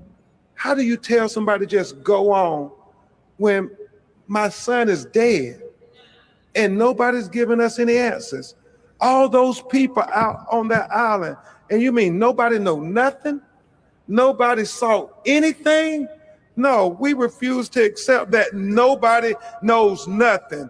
We're going to get to the truth. We're going to get to the truth. We're going to get to the truth. And it's starting to come to light, because truth is light. And we're going to get to the truth. Y'all give it up for the mother and father of Nolan Wells, Elmore, and Christine. We're going to get to the truth. Thank you all for being here today. It has been 27 days since we have been able to talk to our son, to hug him, to tell him we love him. This has been the most difficult time we have ever had. I want to tell you who Nolan was. Nolan was a God-fearing, God-loving child. He loved everyone. He was the person who would just make you feel comfortable just being in his space. He was never one to exclude. He always wanted everyone to be happy, to feel good, to have purpose. He would lift anyone up. It didn't even matter if he didn't know you. If you took that moment to just tell him a little bit about yourself, what you wanted to do with your life, right then and there, Nolan would be your biggest cheerleader. Today, we are begging, because I'm not too proud to beg. We are begging, if anyone knows anything, his friends, strangers, please call the hotline, because we will not be able to rest until we get answers. But please understand that all of these distractions, these other questions that people, the attacks that people have sent our way, just know we will not be distracted. We are ready to do whatever we need to do as his parents to continue advocating for him, because Nolan is not here. He is not here to speak for himself. He is not here to tell us what happened. So again, we will not rest until we get answers. And if you know something, you need to let us know. Please do not be afraid. Okay? Thank you all so much again. We truly appreciate your love and support.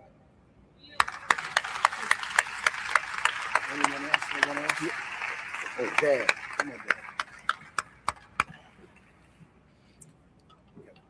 I'm faced with a new challenge every morning, waking up, trying to process this. It's the biggest challenge I've ever had. I pretty much was raised up like a lot of you. I didn't have a lot, but I always said I wanted to give my children more than what I had. And I think me and my wife did that. We raised Nolan to love everyone, be kind to everyone, because it was just the right thing to do. As I got a lot of stuff going, but what I really want to say is, and like my wife said, if you know something and you are really, if Nolan was really your best friend, or for the people who said that he was their friend, please come forward and tell us what you know. All we want to know is the truth. We're not blaming anyone. We just want to know the truth. Any parent want that. And also, I have free time now on the weekends and evenings, even though I'm running a busy long-term business. Been coming toward my wife and my family. For any parent, no matter what race you are, they need time to grieve. A parent can't grieve when you have people attacking them, attacking their jobs, attacking their character, just attacking them, period. Like, where's the empathy at? We as Americans, this is a diverse country. Yep. Not no one race made this country. We all made this race, made this country. So we all need to come together. And like I said, if you know something, please come forward and just call our attorneys, give them information, and they'll take it from there. Just help us out, and not just us, but all these families. All these families need answers. Anyone with information on any one of these cases, please come forward, because losing a child is something that you got to live with for the rest of your life. Thank you. Thank you.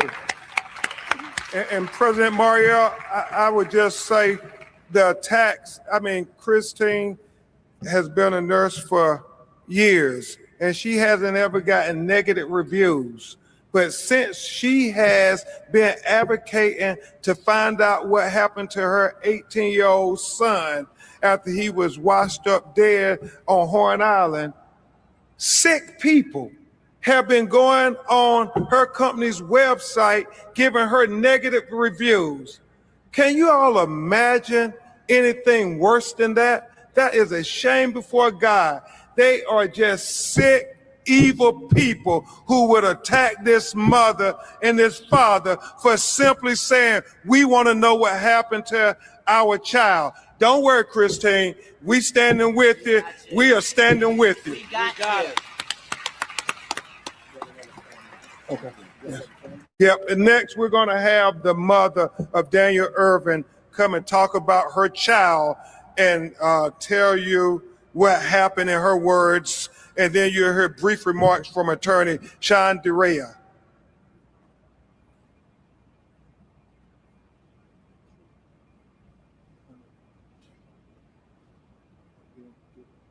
Oh, well, Sean, you want to briefly go? Attorney DeRea will briefly speak before her, and then we'll have Tamika go. Thank you, Mr. Crump. Tampering charges in this case is absolutely unacceptable.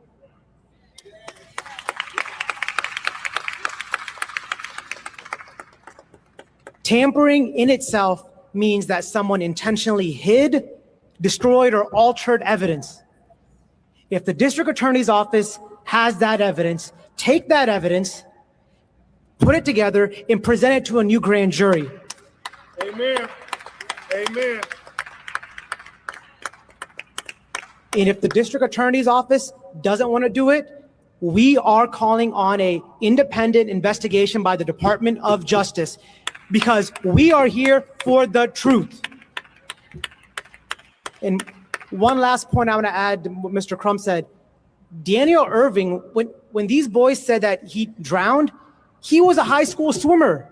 He was on the swim team. He was a healthy, young 18-year-old male. So that story that he drowned accidentally, it doesn't add up. It does not add up, and we want the truth. Amen. Amen. Thank you, Attorney DeRea. Attorney Brooke Cluse. We'll say a few words, and then we'll hear from Tamika Irving.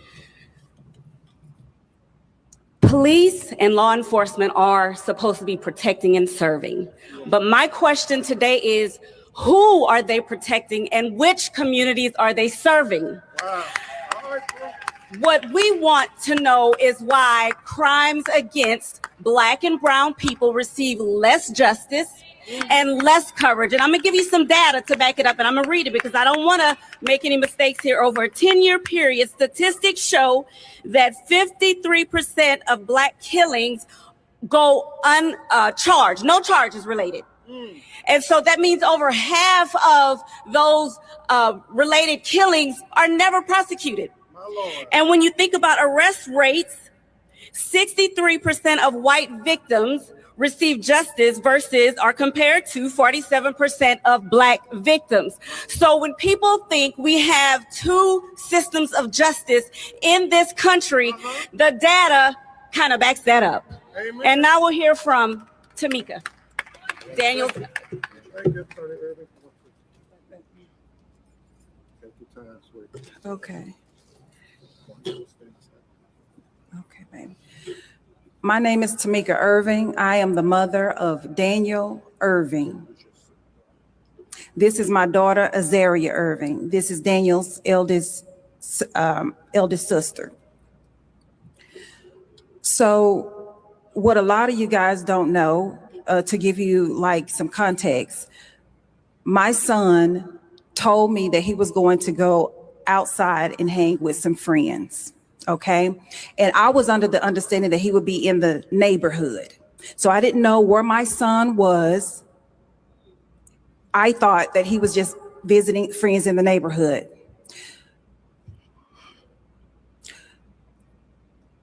Around 8 o'clock or so, I started to text Mike, call Mike.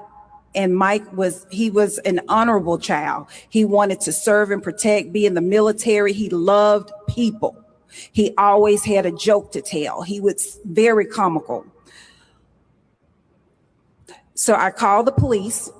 The following day, at 12:30 in the morning and I said, hey, my son ID is here and his money is here and his social security is here and I don't know where he's at.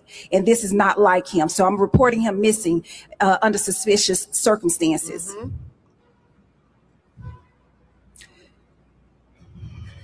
The officers were very dismissive.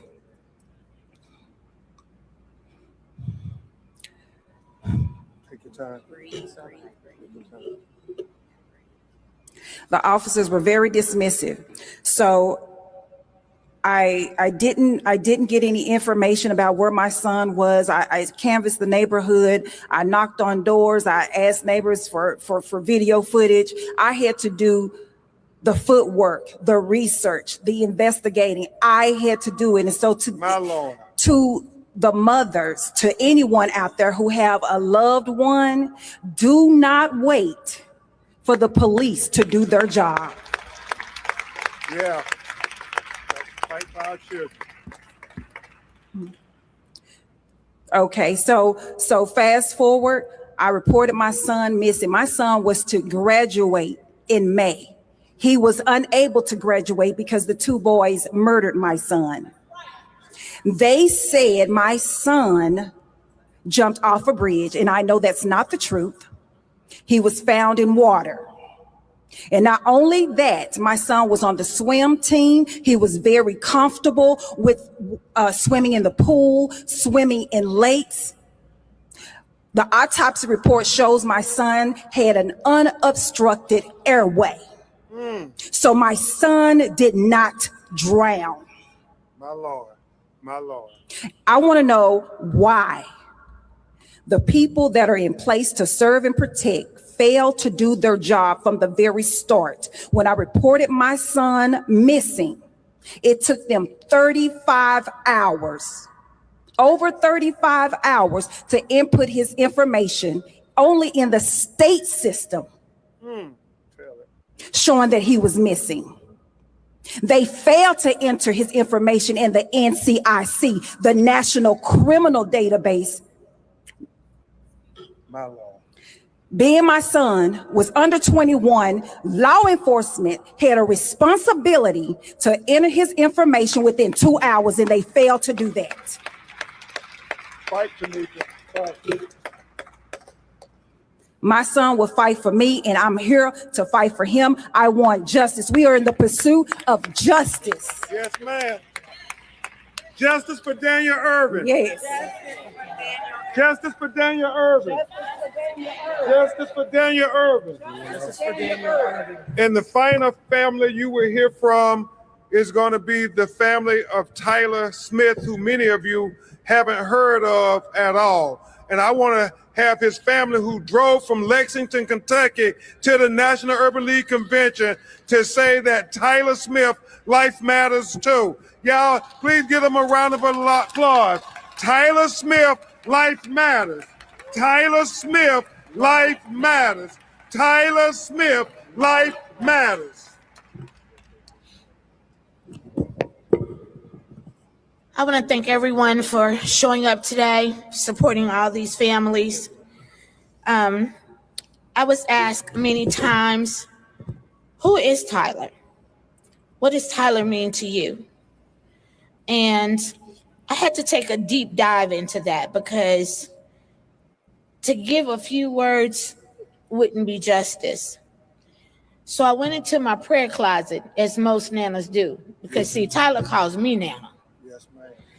And when people ask me to tell them, I find a struggle in finding words big enough to describe who he is. Tyler is charismatic. He's warmth. Tyler is love. Tyler is compassion and tolerance. Tyler is focus and determination. Tyler is an entrepreneur with dreams, goals, and a vision for his future. Tyler is a calming presence, a peacemaker, and a source of comfort to those around him. Tyler is that warm piece of cake straight out of the oven, that soft buttermilk biscuit that the butter glides across the top. Tyler is the depth of a baby's laughter and the warmth of a grandmother's hug.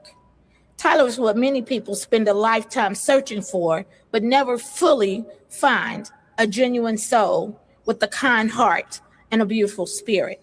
For me, Tyler is much more than all of those things. He's my motivation, my determination, the wind beneath my wings. Even in his absence, he continues to give me strength. He has become a part of the reason I stand, the part of the reason that I keep moving forward. When I received that call at 6 a.m. that morning that my grandson had been involved in a shooting, I thought, okay, hand, foot. And I arrived upon the scene of the hospital and found out that this was a gunshot wound to the head. Again, I'm a praying mother. I have a son who a year ago had a near fatal car accident. I know what God can do. Yeah. You can't tell me what God can do. I've seen it. I watch it every day. I watched him learn how to walk and talk. And I comforted his grandfather and said, don't worry about this. We've already been through this fire. It'll be okay. When the physician came out and pronounced my grandson, and she stated self-inflicted, accidental, I told her, you're a lie. And there is no truth in it. I explained to her immediately. I said, how do you have this evidence for you to know this? She said, because they said. I said, they said? She said, yes. As days progressed, my family and I began to move forward. We got none effort, energy at all from the Lexington Fayette County Police Department. We were told that we needed to accept accidental, self-inflicted. They offered no traces of gun residue, even though I called the coroner's office and the police department. And I begged and pleaded, please bag his hands. No child, and I say child because it's relative, no one was searched on the scene. They took an investigation as a total from all 5 of these young people and said, they said this is what happened. I asked for gun residue on anyone. The answer that I was given, well, there's no need to bag his hands. Everyone in this room would have gun residue on them. Unbelievable. That was their excuse to me. When they moved my grandson in an expedient manner, not to our local coroner's office, but to the state capitol, which I was told wouldn't happen until that following Monday. Miraculously, in 2 hours, he was on his way to the medical examiner in the Capitol. On Monday morning at 10 a.m., they came back and told me again, accidental, self-inflicted. For 17 days, my sons and I worked tirelessly, investigating everything on our own. The police department gave us nothing, absolutely nothing. They treated me as if I were a pirate, asking all the wrong questions. Why do you need to know? We've handed you that carrot already. Take a bite, settle down. It's accidental, self-inflicted. As I talked to the police chief, I explained to him, he said, well, what do you want from this? What are you looking for? I said, what would you be looking for? Exactly. Exactly. I want transparency. I want you to simply do the job that you were paid to do. Amen. My family never asked you to go above and beyond.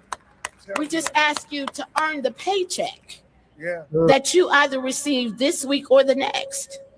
We ask you to simply, the same way you go into our Black and brown neighborhoods and you can investigate and you can interrogate and you can charge, give us the same respect. Amen. Amen. Tyler is loved. He's loved. But most importantly, Tyler calls her mama. Tyler calls me Ella. That's my baby, y'all. He's my baby. It will be my dying breath to say his name. No stone will go unturned. I'm not afraid to go to hell and sit with the devil about mine. Wow. I want it known. I want transparency. I want someone to speak on it. Continue to say our names. Continue to say our children's names. Yes. We deserve answers. We deserve justice. Yes, ma'am. We deserve transparency. Yes. That's all we're asking for. Thank you. And I thank you all so much for the time and the space that you have given every one of us. Justice for Tyler Smith. Justice for Tyler Smith. Justice for Tyler Smith. And we're going to get to the truth on Tyler. I promise you, we're going to get to the truth of what happened to Tyler Smith. At this time, President Mario, we're going to ask that the Congresswoman just say a brief word and then take questions. Vince Evans, CBC, thank you all very much. Let me simply say the two most powerful words we can say. To you as families, to the Urban League family, to you, President and CEO, and my good friend, to you, Attorney Ben Crump. Thank you. But let me just say, the Congressional Black Caucus, we aren't just coming today.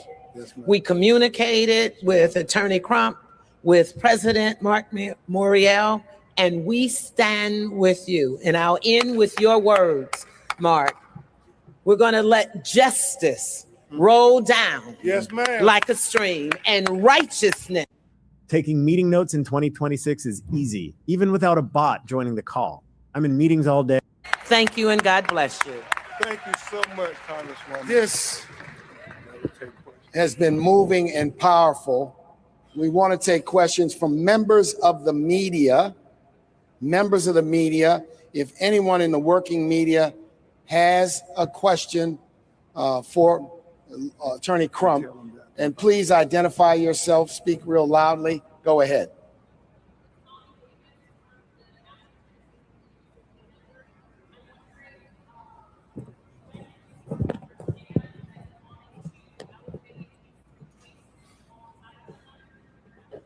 Yes, ma'am. And that's an excellent question, because thank God for us being able to get the national attention on Nolan Wells' case. And that doesn't happen just by coincidence. It's a lot of the civil rights community, a lot of the activists, Reverend Al, people like Byron Allen, Tyler Perry, everybody on social media coming to say, no, this ain't adding up. We got to find out what happened to Nolan Wells. And then we get contacted by our good friend, Attorney Sean DeRea, saying that, hey, we got a similar case, Attorney Crump, where you co-counsel with us, and Attorney Brooke Clue start working with them. And then we get a call to the call center, President Mariel, and I simply can't believe what happened to Tyler Smith. It shocks my conscience. And so Kareem Ali and Cliff Jones, my investigators, they start to investigate. And we're saying, this can't be true. They really didn't do a gunshot residue test on the hands. That's basic.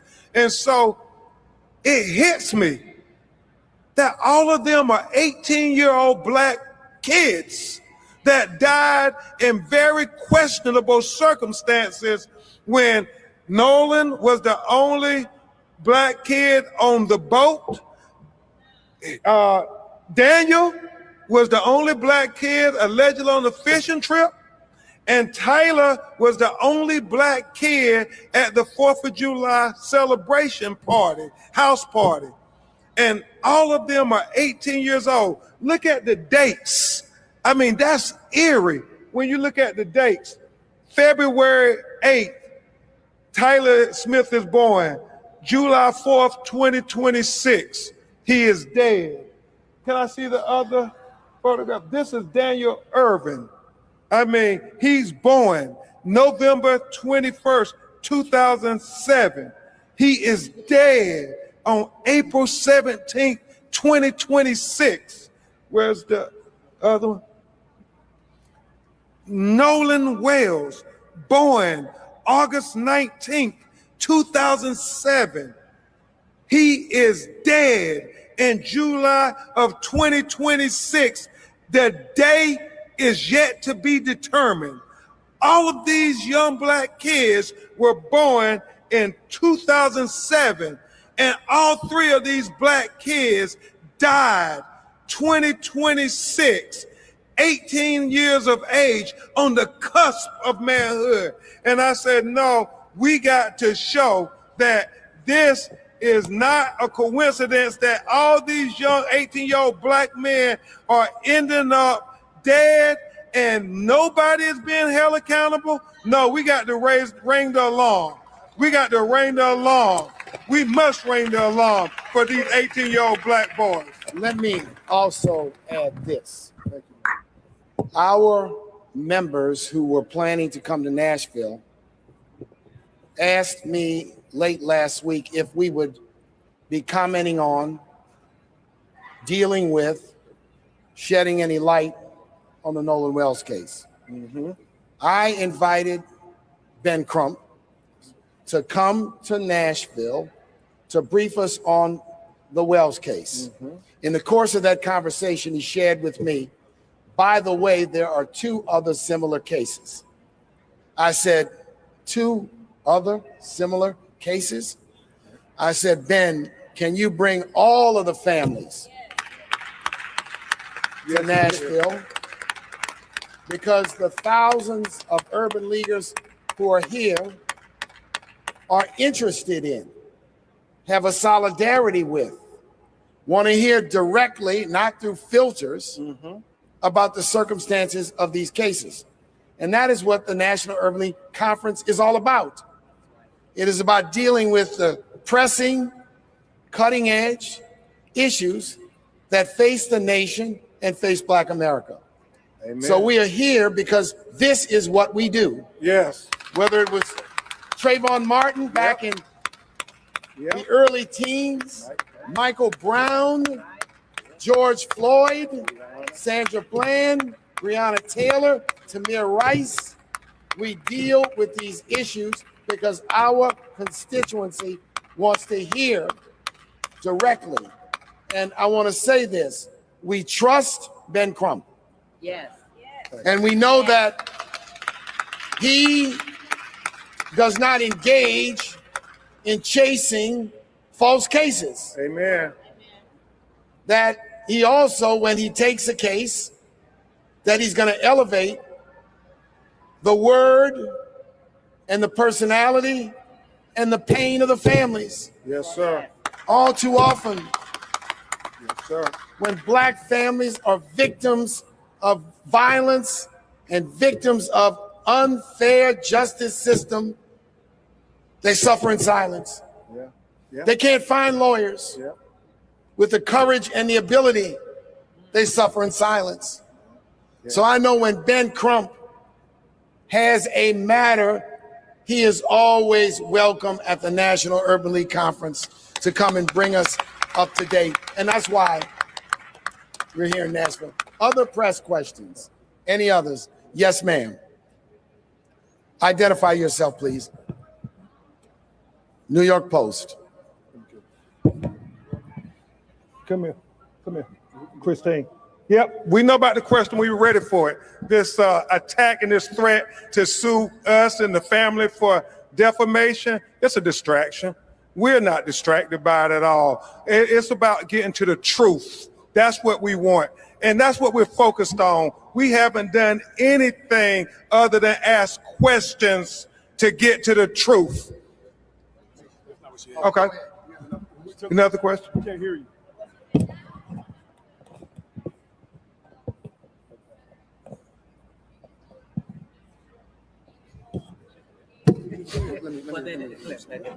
Okay, let me respond to that.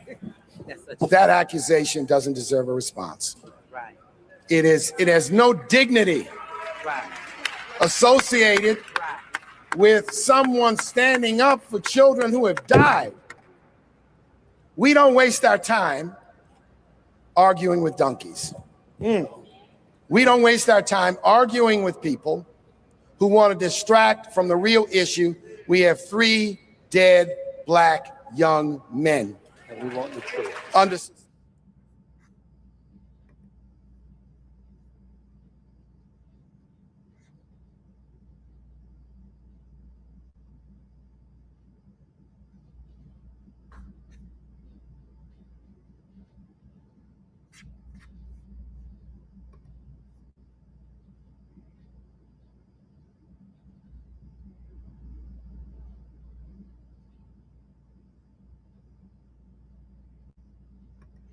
So I guess Fox is trying to bring their regular mumbo jumbo broadcast back. Well, I guess this is not Fox. It's not Fox News. It's one of the Fox affiliates. So I'll take that back. But anyway, fam, I am.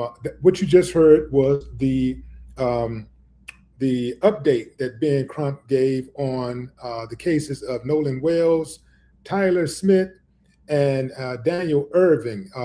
And now I am going to bring in attorney Jack Palmieri to get his thoughts and his reactions on the press conference. Thank you as always, Willie. Absolutely, man. So you heard the press conference. What's your first thoughts? My thought was it was impassioned. Okay, I think it was from the heart. I don't think we learned anything new of substance. So I do sympathize for the families. I am a father. I would never want to be in their position. And they have some good points. But as far as a legal progression, and I'm talking really more of the Nolan Wells, I can talk globally on these three because they're very different. And I want to touch on that for a moment, how they put them together in one conference. For Nolan's case, we haven't heard anything new, and I didn't hear Mr. Crump reference the new audio call we were discussing earlier today, and that to me was really important that he didn't touch on it. My concern is having a conference for all three cases together because they are very different. There are some tragic similarities, right? Each one, a young Black person is dead, right? That's noteworthy, right? But the factual allegations, the suspects, in one of the cases, the manner of death, they're different. I think it was, I don't want to misspeak, on Daniel's case. That one has some similarities to Nolan. That's another drowning. And in that case, the two, one's an adult and one's a juvenile, but the two individuals were charged with exactly what I said to you people in Nolan's case could be charged with: tampering of evidence, right? That's exactly what happened there. My concern is if you put all these cases together and one becomes weaker, it drags the others down. And if one becomes stronger, it drags the others up with them before they're ready. It's not that I don't want any case to have attention, but these cases are all independent and need to be expounded on their own, right? We don't want to rush one for the sake of the other. That's not fair. Like if Nolan's case is in a different phase, I want Nolan's case to get the attention it needs, not to fast track it because they made more progress in another. It's good to learn from them. It's good to hear from the families. It's good to have that support for the families. But each case needs to be treated differently because they're different states, different victims, different accused, and some different elements. Ben Crump. Oh, sure, please. Let's go back in. It is. A true patriot stands up for justice. Yeah. A true patriot stands up for the families and the victims of violence. A true patriot holds the justice system accountable, doesn't make excuses for an unjust justice system. So we gotta understand that we're not gonna get tricked and cornered into people suggesting because we stand up for justice, we're something other than a true and full patriot in this country. Yeah. That's the way I feel. I said last night, I was born in a segregated hospital, born in a segregated city, watched my parents and their friends fight and litigate and march to open doors of opportunity. Amen. The reason why these times are so tough and why they're so difficult is because if we are not careful and if we are not vigilant and diligent, our children and grandchildren will be relitigating the battles of our parents. Yeah. This movement in this country to turn back the hands of time is palpable. So when we stand up for these families, and we'll stand up for other families, and we'll stand up for other people, we're doing it because we are true patriots. We're doing it because we believe in justice. We do it because we're going to hold the justice system accountable. This Urban League movement has a mission. Yes, sir. And its mission is something we will not surrender. Like the Congressional Black Caucus says, we have no permanent friends. We have no permanent enemies. We only have permanent interests. Amen. So thank you for your question. And let me say this before I move on to the final two questions. You know, we as African Americans, as W.B. Du Bois said, we have this duality. I mean, on one hand, we know that when the founders wrote the Constitution, they never expected that the rights would apply to us. But like my personal hero, Thurgood Marshall said, I know they didn't intend it to apply to us, but we're going to make it apply to us anyway because we are American citizens. And if anybody built this country, it was our ancestors with the toiling in the cotton fields. I mean, doing the things that made this very young country become such a prosperous country at such an early age in its infancy. I mean, when you think about what slavery did to elevate America, that were our ancestors. So yes, I'm going to celebrate the 4th of July essence every year because my ancestors built this joint. And then I'm really going to celebrate on the Juneteenth because I know that is what we do to acknowledge our ancestry. Just like Jewish Americans celebrate the 4th of July in their important dates, just like Italian Americans celebrate the 4th of July and their important dates, just like Spanish Americans celebrate the 4th of July and important dates to them. Black people, we celebrate the 4th of July because we built America. Boom. Ladies and gentlemen, we have one more. CNN and Our Woman TV, and then that's going to be it. Go ahead. Yes, ma'am.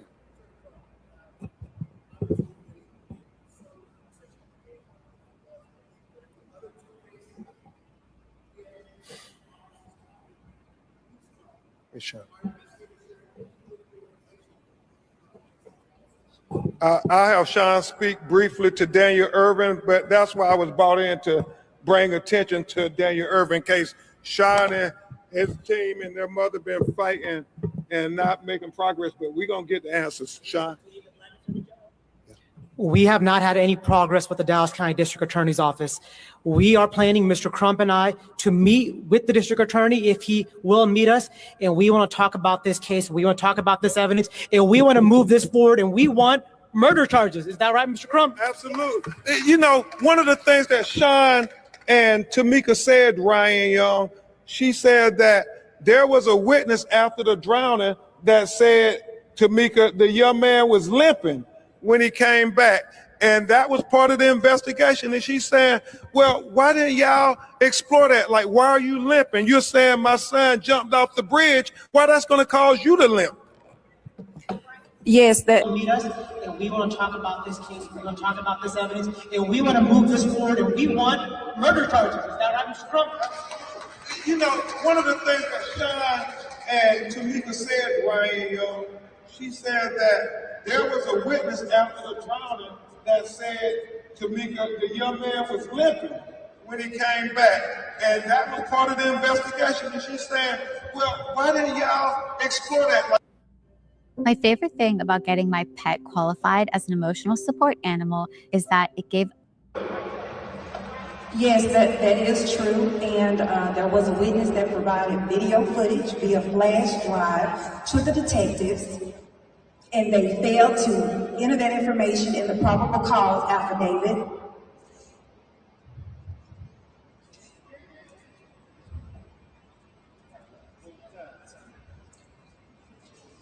The witness also said that the detectives just grossly overlooked that, and they failed to enter that information. Again, I know Daniel did not drown, and tampering with evidence is offensive for the murder they committed. I would just respond to this here on Ryan's case. And his mother believes her child was murdered. We are still trying to get all the information, Attorney DeRay and I, but she does not believe her son unforced went into a lake, a high school swimmer, and drowned.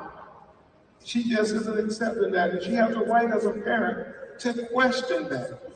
As it relates to Tyler Smith, we're going to have more information coming forward because of the hard work of his mother and grandmother, and we think the shoe is about to drop on that. And we're going to meet with the district attorney. We haven't yet, but we're going to meet with them because people are starting to come forward.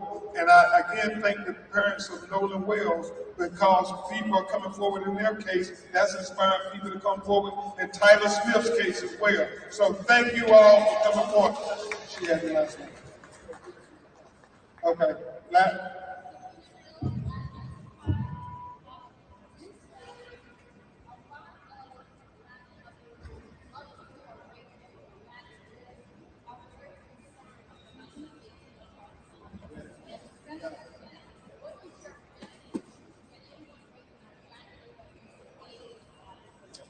My message would be that we have to have tough conversations. This is something our community already knows.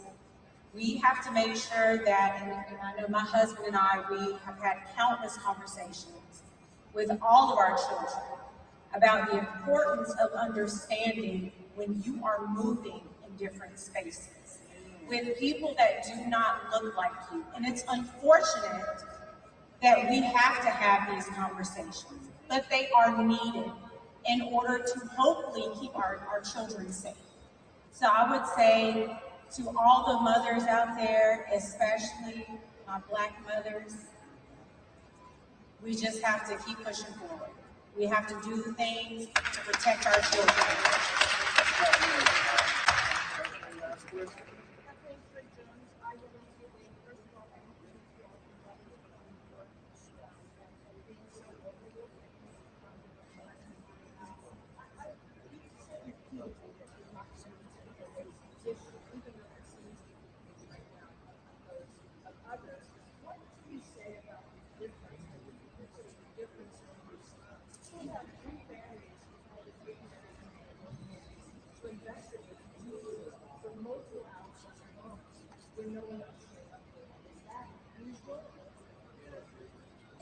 This is so tragic, but this is why Ben Crump is saying that.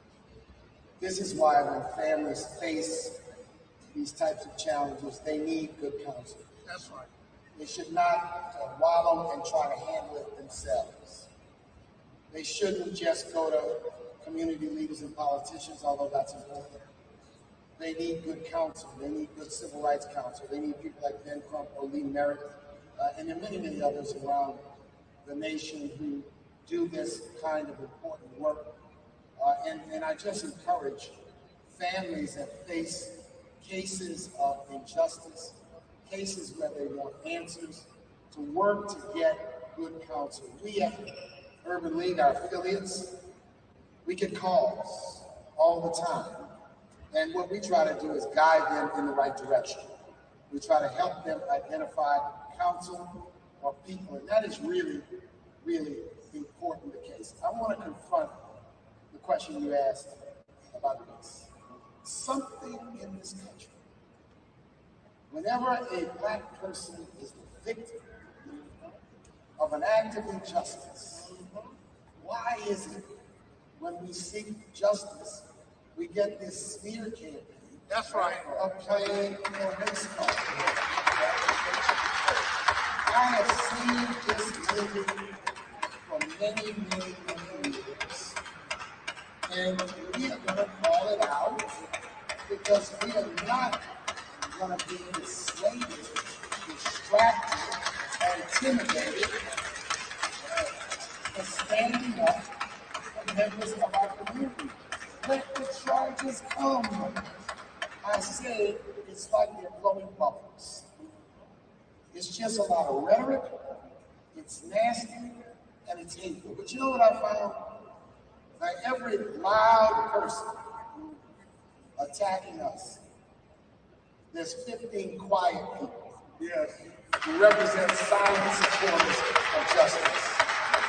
They may not speak out, they may not go on social media, but they're in solidarity. We have to remember that. The loudest voices in the room are not the most important voices in the room. Let me thank you all for coming. We've got some other activities. I will power motion.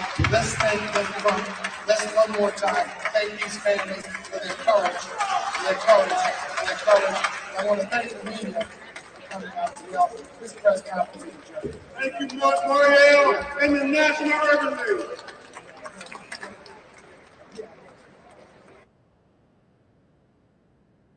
Okay, Jack, you were saying that being a defense attorney, you would not have conflated those three separate cases. Yeah, because it starts to diminish the importance of each one, right? It becomes less about the individual cases, less about the individual victims, and more about a general appeal, which is equally important, but it takes away from the individual cases because they're all so different. They're all in different phases. You have one drowning, you have one with Tyler Smith with this gunshot wound. I mean, it's completely different from Nolan and Irvin's case. And there's a lot of different things at play. So, my concern is, particularly Nolan's case being in its most earliest stages as far as progression. We're still in this early investigative phase, with Dallas, those kids have been charged. And now the question is more, should there have been additional charges? Should there be homicide charges? And with Tyler Smith, a much different investigation. So I like the cases being separate because it gives each case the respect of the individual attention it deserves. Because you don't want to say, why weren't you doing one and the other? They all work differently. Yeah. And I tend to agree with you on that because, it does. It would take away from this case a little bit or that case a little bit because, for example, if somebody was coming to say, I want to hear about Nolan Wells' update, and I'm not, I feel for whatever's going on, but I really don't know about the other cases, and I'm really not concerned about the other cases. But there are other people who say, well, wow, I didn't even know about Tyler Smith. Whoa, I didn't know about Daniel Irving. So that's news to me. Wow, that's good that they put them all together because what it does is that it creates a certain urgency that there is some type of movement that's going on where Black boys are under immense threat who are hanging out with their white friends. It's like, it's too many similar cases. You got young Black boys hanging out with their white friends or young Black males hanging out with their white friends and coming up dead. It's never the other way around. It's always, if somebody ends up dead, it's the Black person. So in this case, you had one that suffered gunshot wounds, but you also had the parallel of the one who drowned. And you also, and I heard that Benjamin Crump masterfully connected the dots on the fact that all of these boys were born in 2007. And they all died just months apart under some, not necessarily similar circumstances with Tyler Smith's case, but, there are some glaring similarities there. So I think that's what Crump was trying to do. And also it's like, let's kill three birds with one stone. Let's just, instead of having three separate conferences, let's put them all together. But you're saying, get that, but ultimately you don't think as a defense lawyer that it really served either of your client, it would serve either of your clients well. Sure. If anything, it creates more confusion. The easiest example is we have two individuals, an adult and a minor, just by age, in Dallas Irving's case, who have been charged. And they're both drownings, right? So the easiest question to come up with is, well, why hasn't anyone been charged in Nolan Wells' case? I don't understand. You charge those kids, why not these kids? Because in that case, you only had two individuals with Irving on the boat. They admitted to being with Irving. They put themselves at the scene. Everything we talked about in Nolan's case that the investigators can't do yet or haven't done, they did in Irving's case, right? You only had two people, no one else. You had the location. You had admissions. You had the tampering of evidence. And that's why you haven't seen an arrest in Nolan's case. I don't want people to just to be upset without understanding why no one's been arrested in Nolan's case. Not that no one shouldn't be, but there's a reason why. They're not similar in that respect. And it's a tragic coincidence, but they weren't targeted because of their age. They weren't targeted because of the year they were born. It wasn't like a serial killer who was looking to kill them in the same month. It's tragic they're all dead. It's tragic they're dead in the same month. They're all young kids, 18, 20 years old. I mean, for me, I'm an old man. They're babies to me. I know they're young adults. They're kids. It's tragic. I wouldn't want them to be dead whether they were born the same year, different years, different decades. That's not relevant to me. That they're born at certain ages that make it better or worse. They're still not with us. So it's good to reflect that we've lost youth, right? It's good to reflect that we're losing young Black men and just young people in America. I think an excellent point was made. We're all Americans. We're all Americans here. It hurts us all in different ways.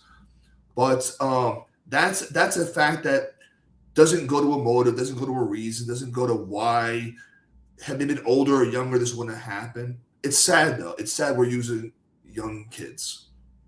You heard the various statements that was made at the press conference. Did you hear anything that could impact the investigation?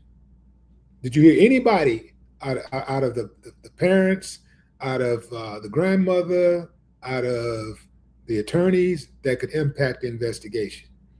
Unfortunately, no, because, I have the benefit of having the legal experience, right? So I don't expect people to see it the way I see it or interpret it the way I interpret it, because I can hear one thing we can hear the same thing and glean something different from it, right? It all comes from our experience and background. So as an attorney, knowing how the processes work, I understand it differently. So when the teams say they're going to the prosecutors and they're talking to them and they're sharing, that's great. But something that was said, which was apparent to me, they don't know if the prosecutors are going to share anything with them, because the prosecutors are not going to share anything with them, because the prosecutors are not required to and are not going to. It's an ongoing investigation.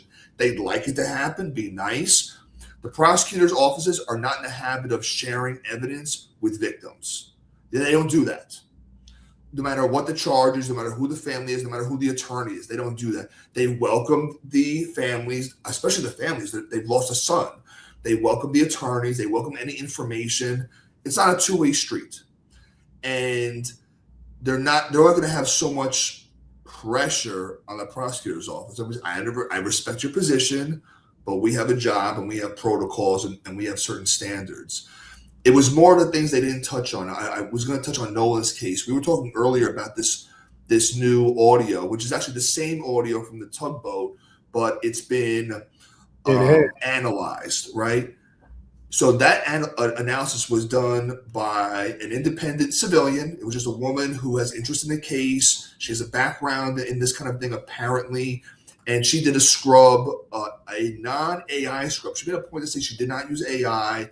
She did a scrub, and this conversation background came out.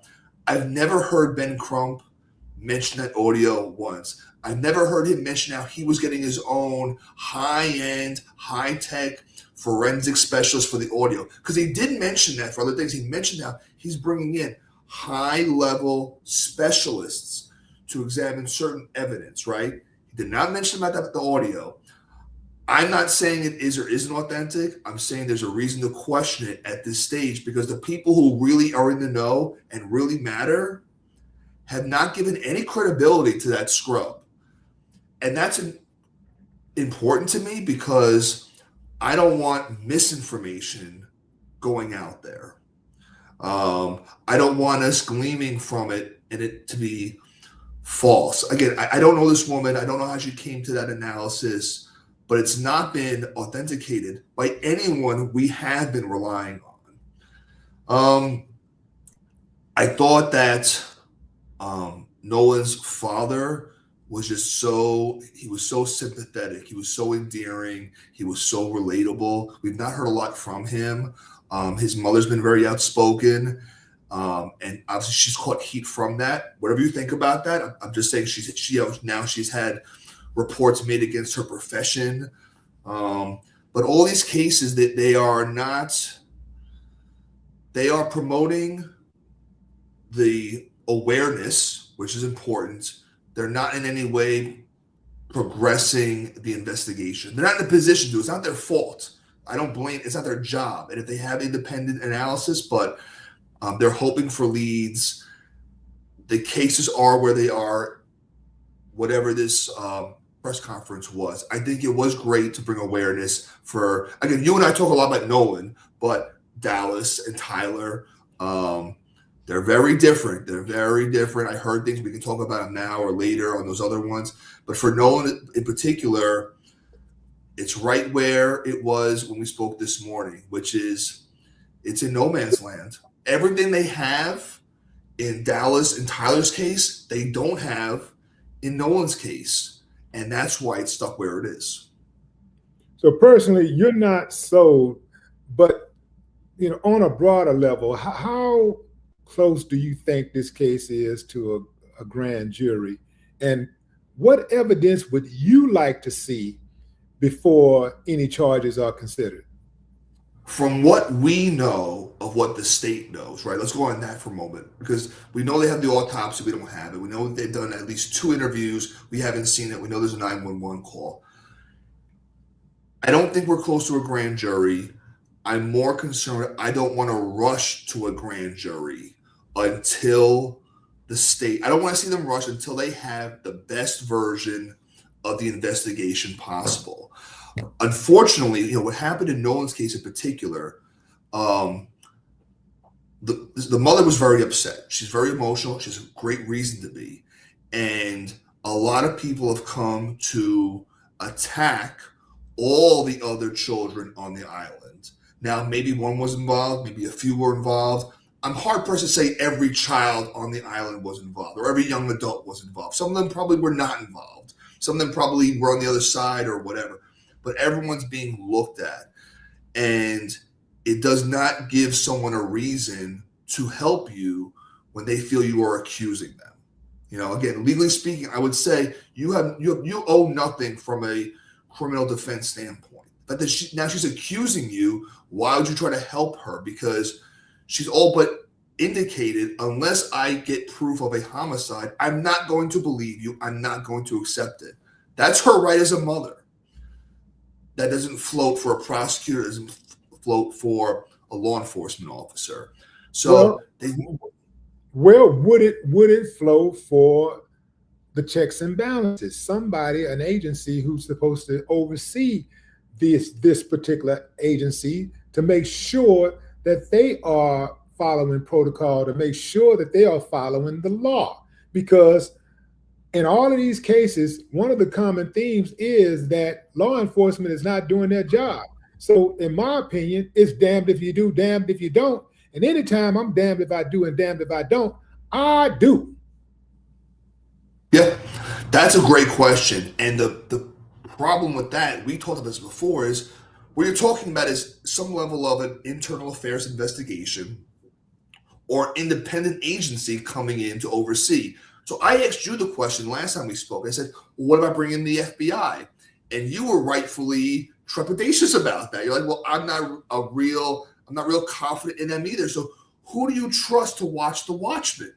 What agency do you give it to say, check, do you trust Mississippi's own department to do their own internal affairs investigation? Probably not, and probably not with good reason. So do you then trust the federal government to come in? Maybe not with good reason. But then who does it? Who's left? At And this it's point, not going to be. at this point, Interpol.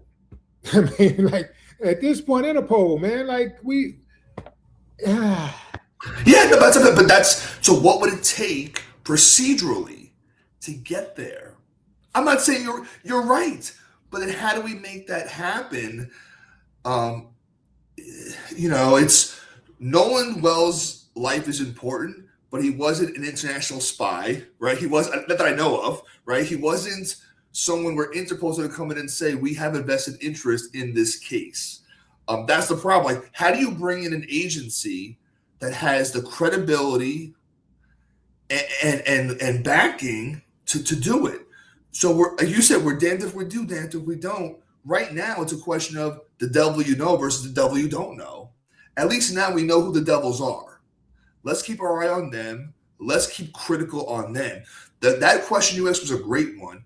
Keep the pressure on, are they doing everything they could be doing? And because it's an ongoing investigation, because they've been accused, rightfully, of not doing enough, they've all clammed up. They don't want to talk anymore. They don't want to share because they probably feel that whatever they've shared has not been accepted. Probably a good reason too.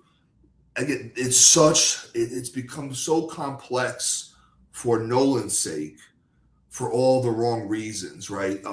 Because some of us want justice, some people want vengeance, some people want truth, some people want to go away, right? Some people just whatever. Some people want to keep their jobs, right? Some people want closure. Everyone has competing interests here. Nolan's is the most tragic of those three because of how open-ended it still is. Like, we're so far from any concrete answers. Even in Tyler Smith's case, we know there were only so many people at the house party, if he was doing this Russian roulette or not. You've narrowed the scope. With poor Nolan, we've had an island. I mean, it could be anyone, it could be everyone. Well, let the family tell it. All of the cases are similar in regards to the fact that the investigators ain't really investigated nothing. All they did is talk to the so-called the witnesses and took their word for it. Oh, he drowned when it was case closed. We ain't got nothing to investigate. Like the investigators have not acted like investigators. The law enforcement has not behaved like law enforcement who is supposed to be on top of something like this. Like the mother of Daniel Irvin said, look, at the no, it wasn't Daniel, it was Tyler Smith. She said, look, they said my son killed himself. He's at a house party, a sleepover or whatever, spending the night with his white friends, and he's the only one ended up dead. He got a bullet in his head, and they say that he was playing Russian roulette. Well, tell us, where is the damn gunpowder on his head? What about the gun residue? These dumb bastards didn't even do a check on his hands. That's common sense. You ain't got to have no experience in law enforcement to know that they're supposed to do a residue test for gunpowder on whoever was in that house. Not just Tyler, but they're supposed to do the residue test on every single individual that was in that house or may have been in that house. They did not do that. In the case of Nolan Wells, they did not take his friends in for questioning after he was reported missing or even after he was found deceased. They never bring all y'all ass, all y'all, come on in, put them in all different rooms and then start talking and see who talk first. They didn't do that. They let them go home to their mothers. Same thing in the case of Irvin, Daniel Irvin. It's the same thing. They let the boys tell them, hey, this is what happened. And they just went off their word. Same thing in another case that you guys may not be aware of is the case of T.J. Davis. T.J. Davis was found floating in the Mississippi River in Minnesota, in St. Paul, Minnesota in 2021. This is going on 5 years. A lot of people don't know this, but his 4 white buddies came to pick him up from his mama's house. They go out, supposed to be hanging out around the lake or the Mississippi River. Next thing you know, TJ is dead. A little short time later, the 4 white boys are in the back seat of the cop car laughing. You can go look it up. It's on the internet. You can look it up on my YouTube channel. They're laughing and joking, but their friend just got found floating in the river. But they're laughing and joking. Man, and instead of the police driving their stupid asses straight to the police station, they take them to one of the boys' house. They ain't never been inside of the substation in question, as far as I know of. None of them have ever been charged. They took their word for it, and that was it. Come on, man. No. So now, to me, you've touched on it. I don't know to me, you have touched on a genuine criminal, maybe not the only criminal, but a genuine criminal, law enforcement. To me now, you're talking about a systematic, fundamental lack of enforcement, right? If anyone is truly criminal here in what they're not doing, it's law enforcement, because we're the ones we're depending on. They're the ones who are doing nothing. They're the ones that are letting any possible suspect, any possible lead, any possible evidence willfully, recklessly get away. So what do? You bring suit against them. I know Nolan's mother was starting to touch on that in the civil realm, but what do? Maybe you bring suit against the departments for their fundamental, systematic, continuous lack of enforcement, right? And then through that, because for all these subpoenas, all these claims, you need a forum. You need a basic lawsuit, either a criminal lawsuit, which is a prosecution, a civil lawsuit. You and I sue each other for $10, but you need to have a forum in court, a case number, a caption, for any of this legal stuff to be binding, right? Like you and I have a contract. You say, Jack, you broke the contract. I say, well, sue me, Willie. And you sue me, bring me to court. And judge decide. You have to have a court forum. Bring these cops to task. Bring these departments to task. Yes, the officers probably will have immunity, but the departments won't. And the city will have to flip the bill. And then you get into disclosures. Then you get into subpoenas. Then you get into production of evidence and records.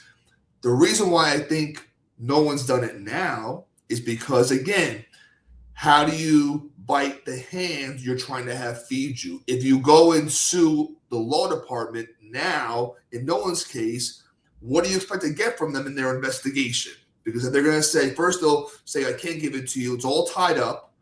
It's an ongoing investigation. I can't disclose it to you because that would give away confidentiality, etc. And that case will linger. But if these cases go less than you want to go, there's your culprit. There's your real criminal. Bring them to task, bring them to court, make them give you what they have, and then see if they flinch. And we've done it before. I mean, we've had departments, we've done this in major federal cases where agencies are taken to task because young men like this are no longer with us and they didn't do anything to help figure out why. Ladies and gentlemen, you're looking at TJ Davis. TJ Davis was a 20-year-old young man who was found floating in the Mississippi River in St. Paul, Minnesota, after hanging out with 4 of his white friends. They all go hang out around the lake. TJ is the only one that don't come home. Sound familiar? Well, that don't sound familiar. What about the fact that instead of the friends who were witnesses, instead of them being taken to a police station in question, they were allowed to go straight home. The police officer actually drove them inside of his patrol car straight to one of the boys' daddy's house and left it at that. That was it. That was the extent of their exchange with the police. And get this, family, if that don't sound crazy, the boys who were with him, who was supposed to be his friend, or the men who were with him, the 4 white men who were with him that was supposed to be his friends, they're inside of the police car laughing and joking. They're joking and laughing after they just reported their buddy drowning. If that ain't cause for some type of investigation, some type of like deep investigation, I don't know what is. But according to St. Paul Police Department and other officials who should have been investigating and trying to find the family some justice and some answers, hey, nothing. Just they get crickets. Right. So again, a perfect example again, as a defense attorney, if I was any of those accused young men, right, I'm going to have a field day with this case now, because I'm going to say, look, how can you, the jury, impute more guilt than these officers? The officers drove him home. Why did they drive him home? Because they were innocent, because they didn't do anything. The cops know best. Now, I'm saying that's the defense I would take for anyone accused. What you're talking about is, why did the cops do that? It's not the fault of my client that the officer conducted himself the way he did. If I'm going to defend my client, I say that's what he thought was appropriate. If you have a problem with the cop, take it up with him somewhere else. But you don't punish my client, the accused young man, because of something law enforcement should have done but didn't do. They didn't do it. They dropped the ball. They don't have the proof. It's not my client's legal criminal fault, so to speak, right?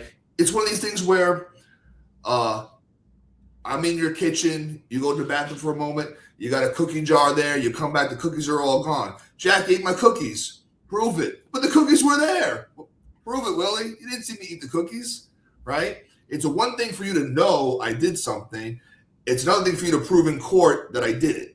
That's the conundrum. We can all know common sense what happened, but it's the prosecutor's obligation to prove that thing in court.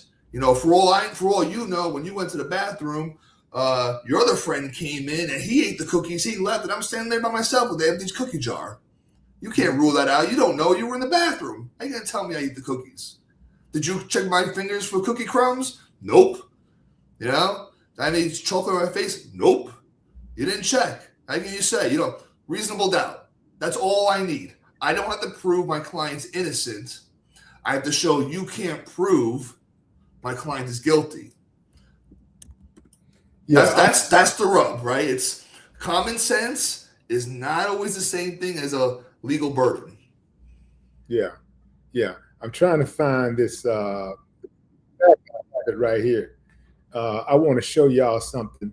And these cases, it's so many more cases like this. These are just the cases we've been presented so far. But there are a plethora of these type of cases out there. And so these youngsters, y'all got to be aware, man. Parents, y'all got to speak to your kids. I'm speaking to mine on a damn near on a daily basis. It's to a point for them is nauseating, and for me is nauseating. You know, but hey, better safe than sorry, man. You know, like you got to give them that information. But this is happening way too frequently, and something has to be done. This is Sonny LaLuz, who has been covering the TJ Davis case extensively, trying to get it out to the media, trying to get the people in Minneapolis to get on board with this case and help this family get some justice. This is happening in y'all backyard, and as far as I know, none of the activists on the ground have been speaking on this case. But check this out, man. Check this out. Okay. Yeah, but check this out. This is a video I'm about to play of the white boys who was hanging out with TJ Davis, who, when TJ Davis drowned, check them out, fam. They're in the cop car laughing and joking. I want you to check this out. People act in very peculiar ways when someone has passed and they were with them. Isn't that right? Morgan Mortensen, Ramsey Sontag Mills, Garrett Shelbin, William Seamark. Y'all mentioned your friend TJ in lighthearted passing.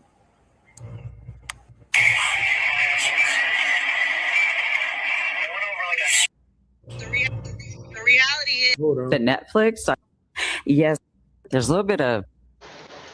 Okay, hold on. I lost it.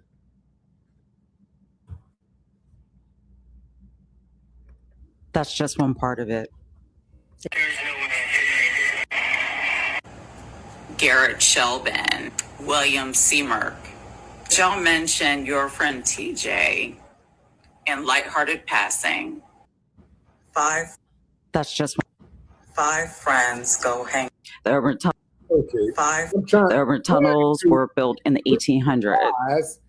And I keep running into issues trying to increase the size. I should have. That's just one part of it. The reality is. That's just one part of it. 5 friends go hang out. That's just one part. This is the beauty of live streaming. People act in very peculiar ways when. That's just one part of it. It gets worse. People act in very peculiar ways when someone has passed and they were with them. Isn't that right? Morgan Mortensen, Ramsey Sontag Mills, Garrett Shelbin, William Seamark. Y'all mentioned your friend TJ in lighthearted passing.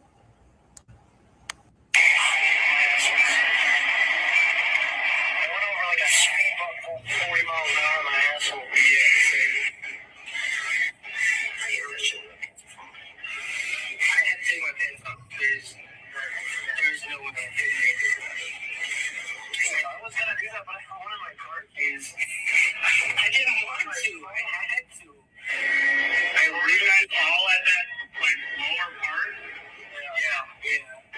They're like a mile in there. I got washed out of 4 miles. So fucking terrible. I can't stand it. Spreading water? Yeah, but bad. Like until they got you? I was trading water until they got me. It was basically terrible. Yeah, on TJ. Well, that's why we need to confirm because it was a little confusing. So you guys are missing one more, so they're searching for him now. It's just one more. Yeah, I mean, I know they don't design him to be comfy, but you guys do some hard. Just a foreign. Might as well just use a rock. That's just one part of it. Now remember, it gets worse. People act in very peculiar ways. Now remember, y'all, remember, their friend is floating in the river and they're inside the cop car laughing. Now, if this was a member of law enforcement in the river floating, and you had a member of law, and then you had the people who was with him in the back seat of a cop car, and they were laughing and joking, do you think they would have just said, "Okay, boys, here you go, I'll just drop you off at your daddy's house and go"? Would you think they would drop them off at their daddy's house, or do you think they drop them off at the big house? Do you think whose fault is that? Straight to the damn substation, the police station, is for questioning. So yeah, but whose fault is that? Well, it's law enforcement's fault first and foremost, because the criminal's gonna do what the criminals do. If you allow, see, adults are not a whole lot different from kids. You know, a child will only go as far as you allow a child to go. If you allow a child to cuss you out, he's gonna cuss you out. I don't care, right or wrong, it doesn't matter. Children like doing mischievous stuff. If they can get away with, if a child can, that's why when children are very, very young and they start hitting and people start laughing about it, if you don't correct it early on, they'll keep on doing it. So, but if you correct it and you don't do that, they'll stop. So a criminal ain't no different. You know, so if, let me tell you something, fam. The only reason why most people don't walk right inside of a bank and say, stick them up, give me the money, is because they're afraid of the consequences. They don't want to go to jail. Everybody like money. Everybody need money. I'm going to tell you straight up, if I could walk inside of a bank and say, give me all that money, and they just give me all that money, and I don't go to jail, I ain't got to worry about going to jail, I don't have to fear. They know who I am and everything. They saw my face. That's Willie D. What is he? What we going to do about it? Nothing. Man, I'm going to get that money all day, every day.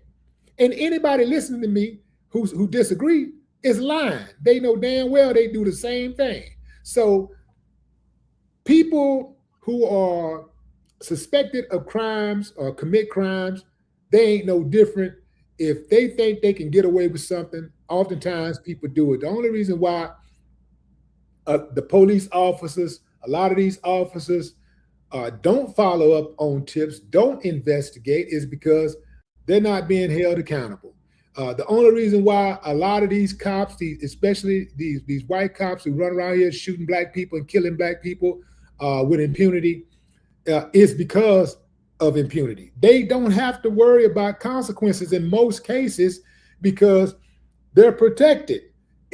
If you take that protection away, then now they'll have a little bit more discernment. Now they'll be like, oh, I don't think I want to put myself in that position. There are a lot of good black cops out there, but I submit to you that there are some black cops out there who would blow your head off if they didn't think they'd get in trouble. I can guarantee you that. The only reason why some of these dudes don't behave, in fact, when they're dealing with the way that they deal with the black community and the way they deal with the white community is totally different. When they're around black people, they got all that aggression in the world. When they come around and they patrolling white neighborhoods or they going and patrolling white events, they got a total different attitude and respect level for the people who they're supposed to be serving. And that is because they know they are going to be held accountable. So justice denied, you being, I'm sure you can relate to this, you being a defense attorney and working in law, justice denied is perhaps the greatest travesty that ever existed. Because if you think about any time, it don't have to be something legal. It can be a transgression by you perpetrated by a family member, or perhaps somebody that you're in a relationship with. They do you dirty, they do you wrong, and then they act like it didn't happen, and they try to gaslight you. And you know, they don't even say I'm sorry. They don't acknowledge that they were wrong or anything. They don't try to correct it. Now you're really pissed off because they're trying to keep it going. They're trying to go on with their regular life, and they're trying to have you go on with your regular life without making it right with you first. And that's what law enforcement try to do every single day with black folks. They try to go on with their regular life, go on doing the exact same thing that they've been doing without first making it right. And we're supposed to automatically continue to trust them. Yeah, right. Yeah, you're right. I mean, it's, you know, I see exactly what you're talking about on a day-to-day basis from my standpoint. You said it. You know, like you said, I know a lot of officers in my profession. A lot of them are good men and women. A lot of them try to do the right thing. But a lot of them become cops because they want to shoot someone. Okay? That is the absolute truth. They want to shoot somebody. Like you said, if you could rob a bank and get away with it, would you? If you could shoot someone and get away with it, would you? That is the role of a police officer, man. It's about immunity, right? You have protected under the shield you're given. Absolutely, it happens all the time. It's, I see it on multiple levels. You know, if people listening to you think you're not true, you're not right, think about just all of the car crashes that happen when law enforcement are allegedly in pursuit and people die from that, right? And those officers are protected. Yeah. All the time. It's like, what do you mean you were in pursuit? The lights weren't on. The siren wasn't going. There's no radio run, which is like the internal 911 call. There's no radio run of any activity anywhere. They're just like speaking of breaking reds, right? And then they sideswipe some poor young dad with 6 kids, right? They don't get charged, right? First they try to put on him, he was running the red. Then it was, no, I was in pursuit. Just like I said, and what does it take to reveal the truth? Lawsuits. Lawsuits against who? The police department. That's the only time you learn the truth. It happens more times than I care to admit, just as much as I know you already know. You're absolutely on the money. Yeah, man. And the thing about it, man, is that in this case, I wish I wasn't on the money. I wish it wasn't like this, that we wouldn't have to have these type of discussions. And if that was truly a society that we lived in, where fairness and equity did exist, then we absolutely wouldn't have to have these type of discussions. But since we are having these type of discussions, I'm glad that I was able to sit down and talk to you, who could impart your knowledge on my audience. So thank you again, man, for coming on the show. You flatter me, man. I don't deserve it. Thank you so much, as always. I truly mean it.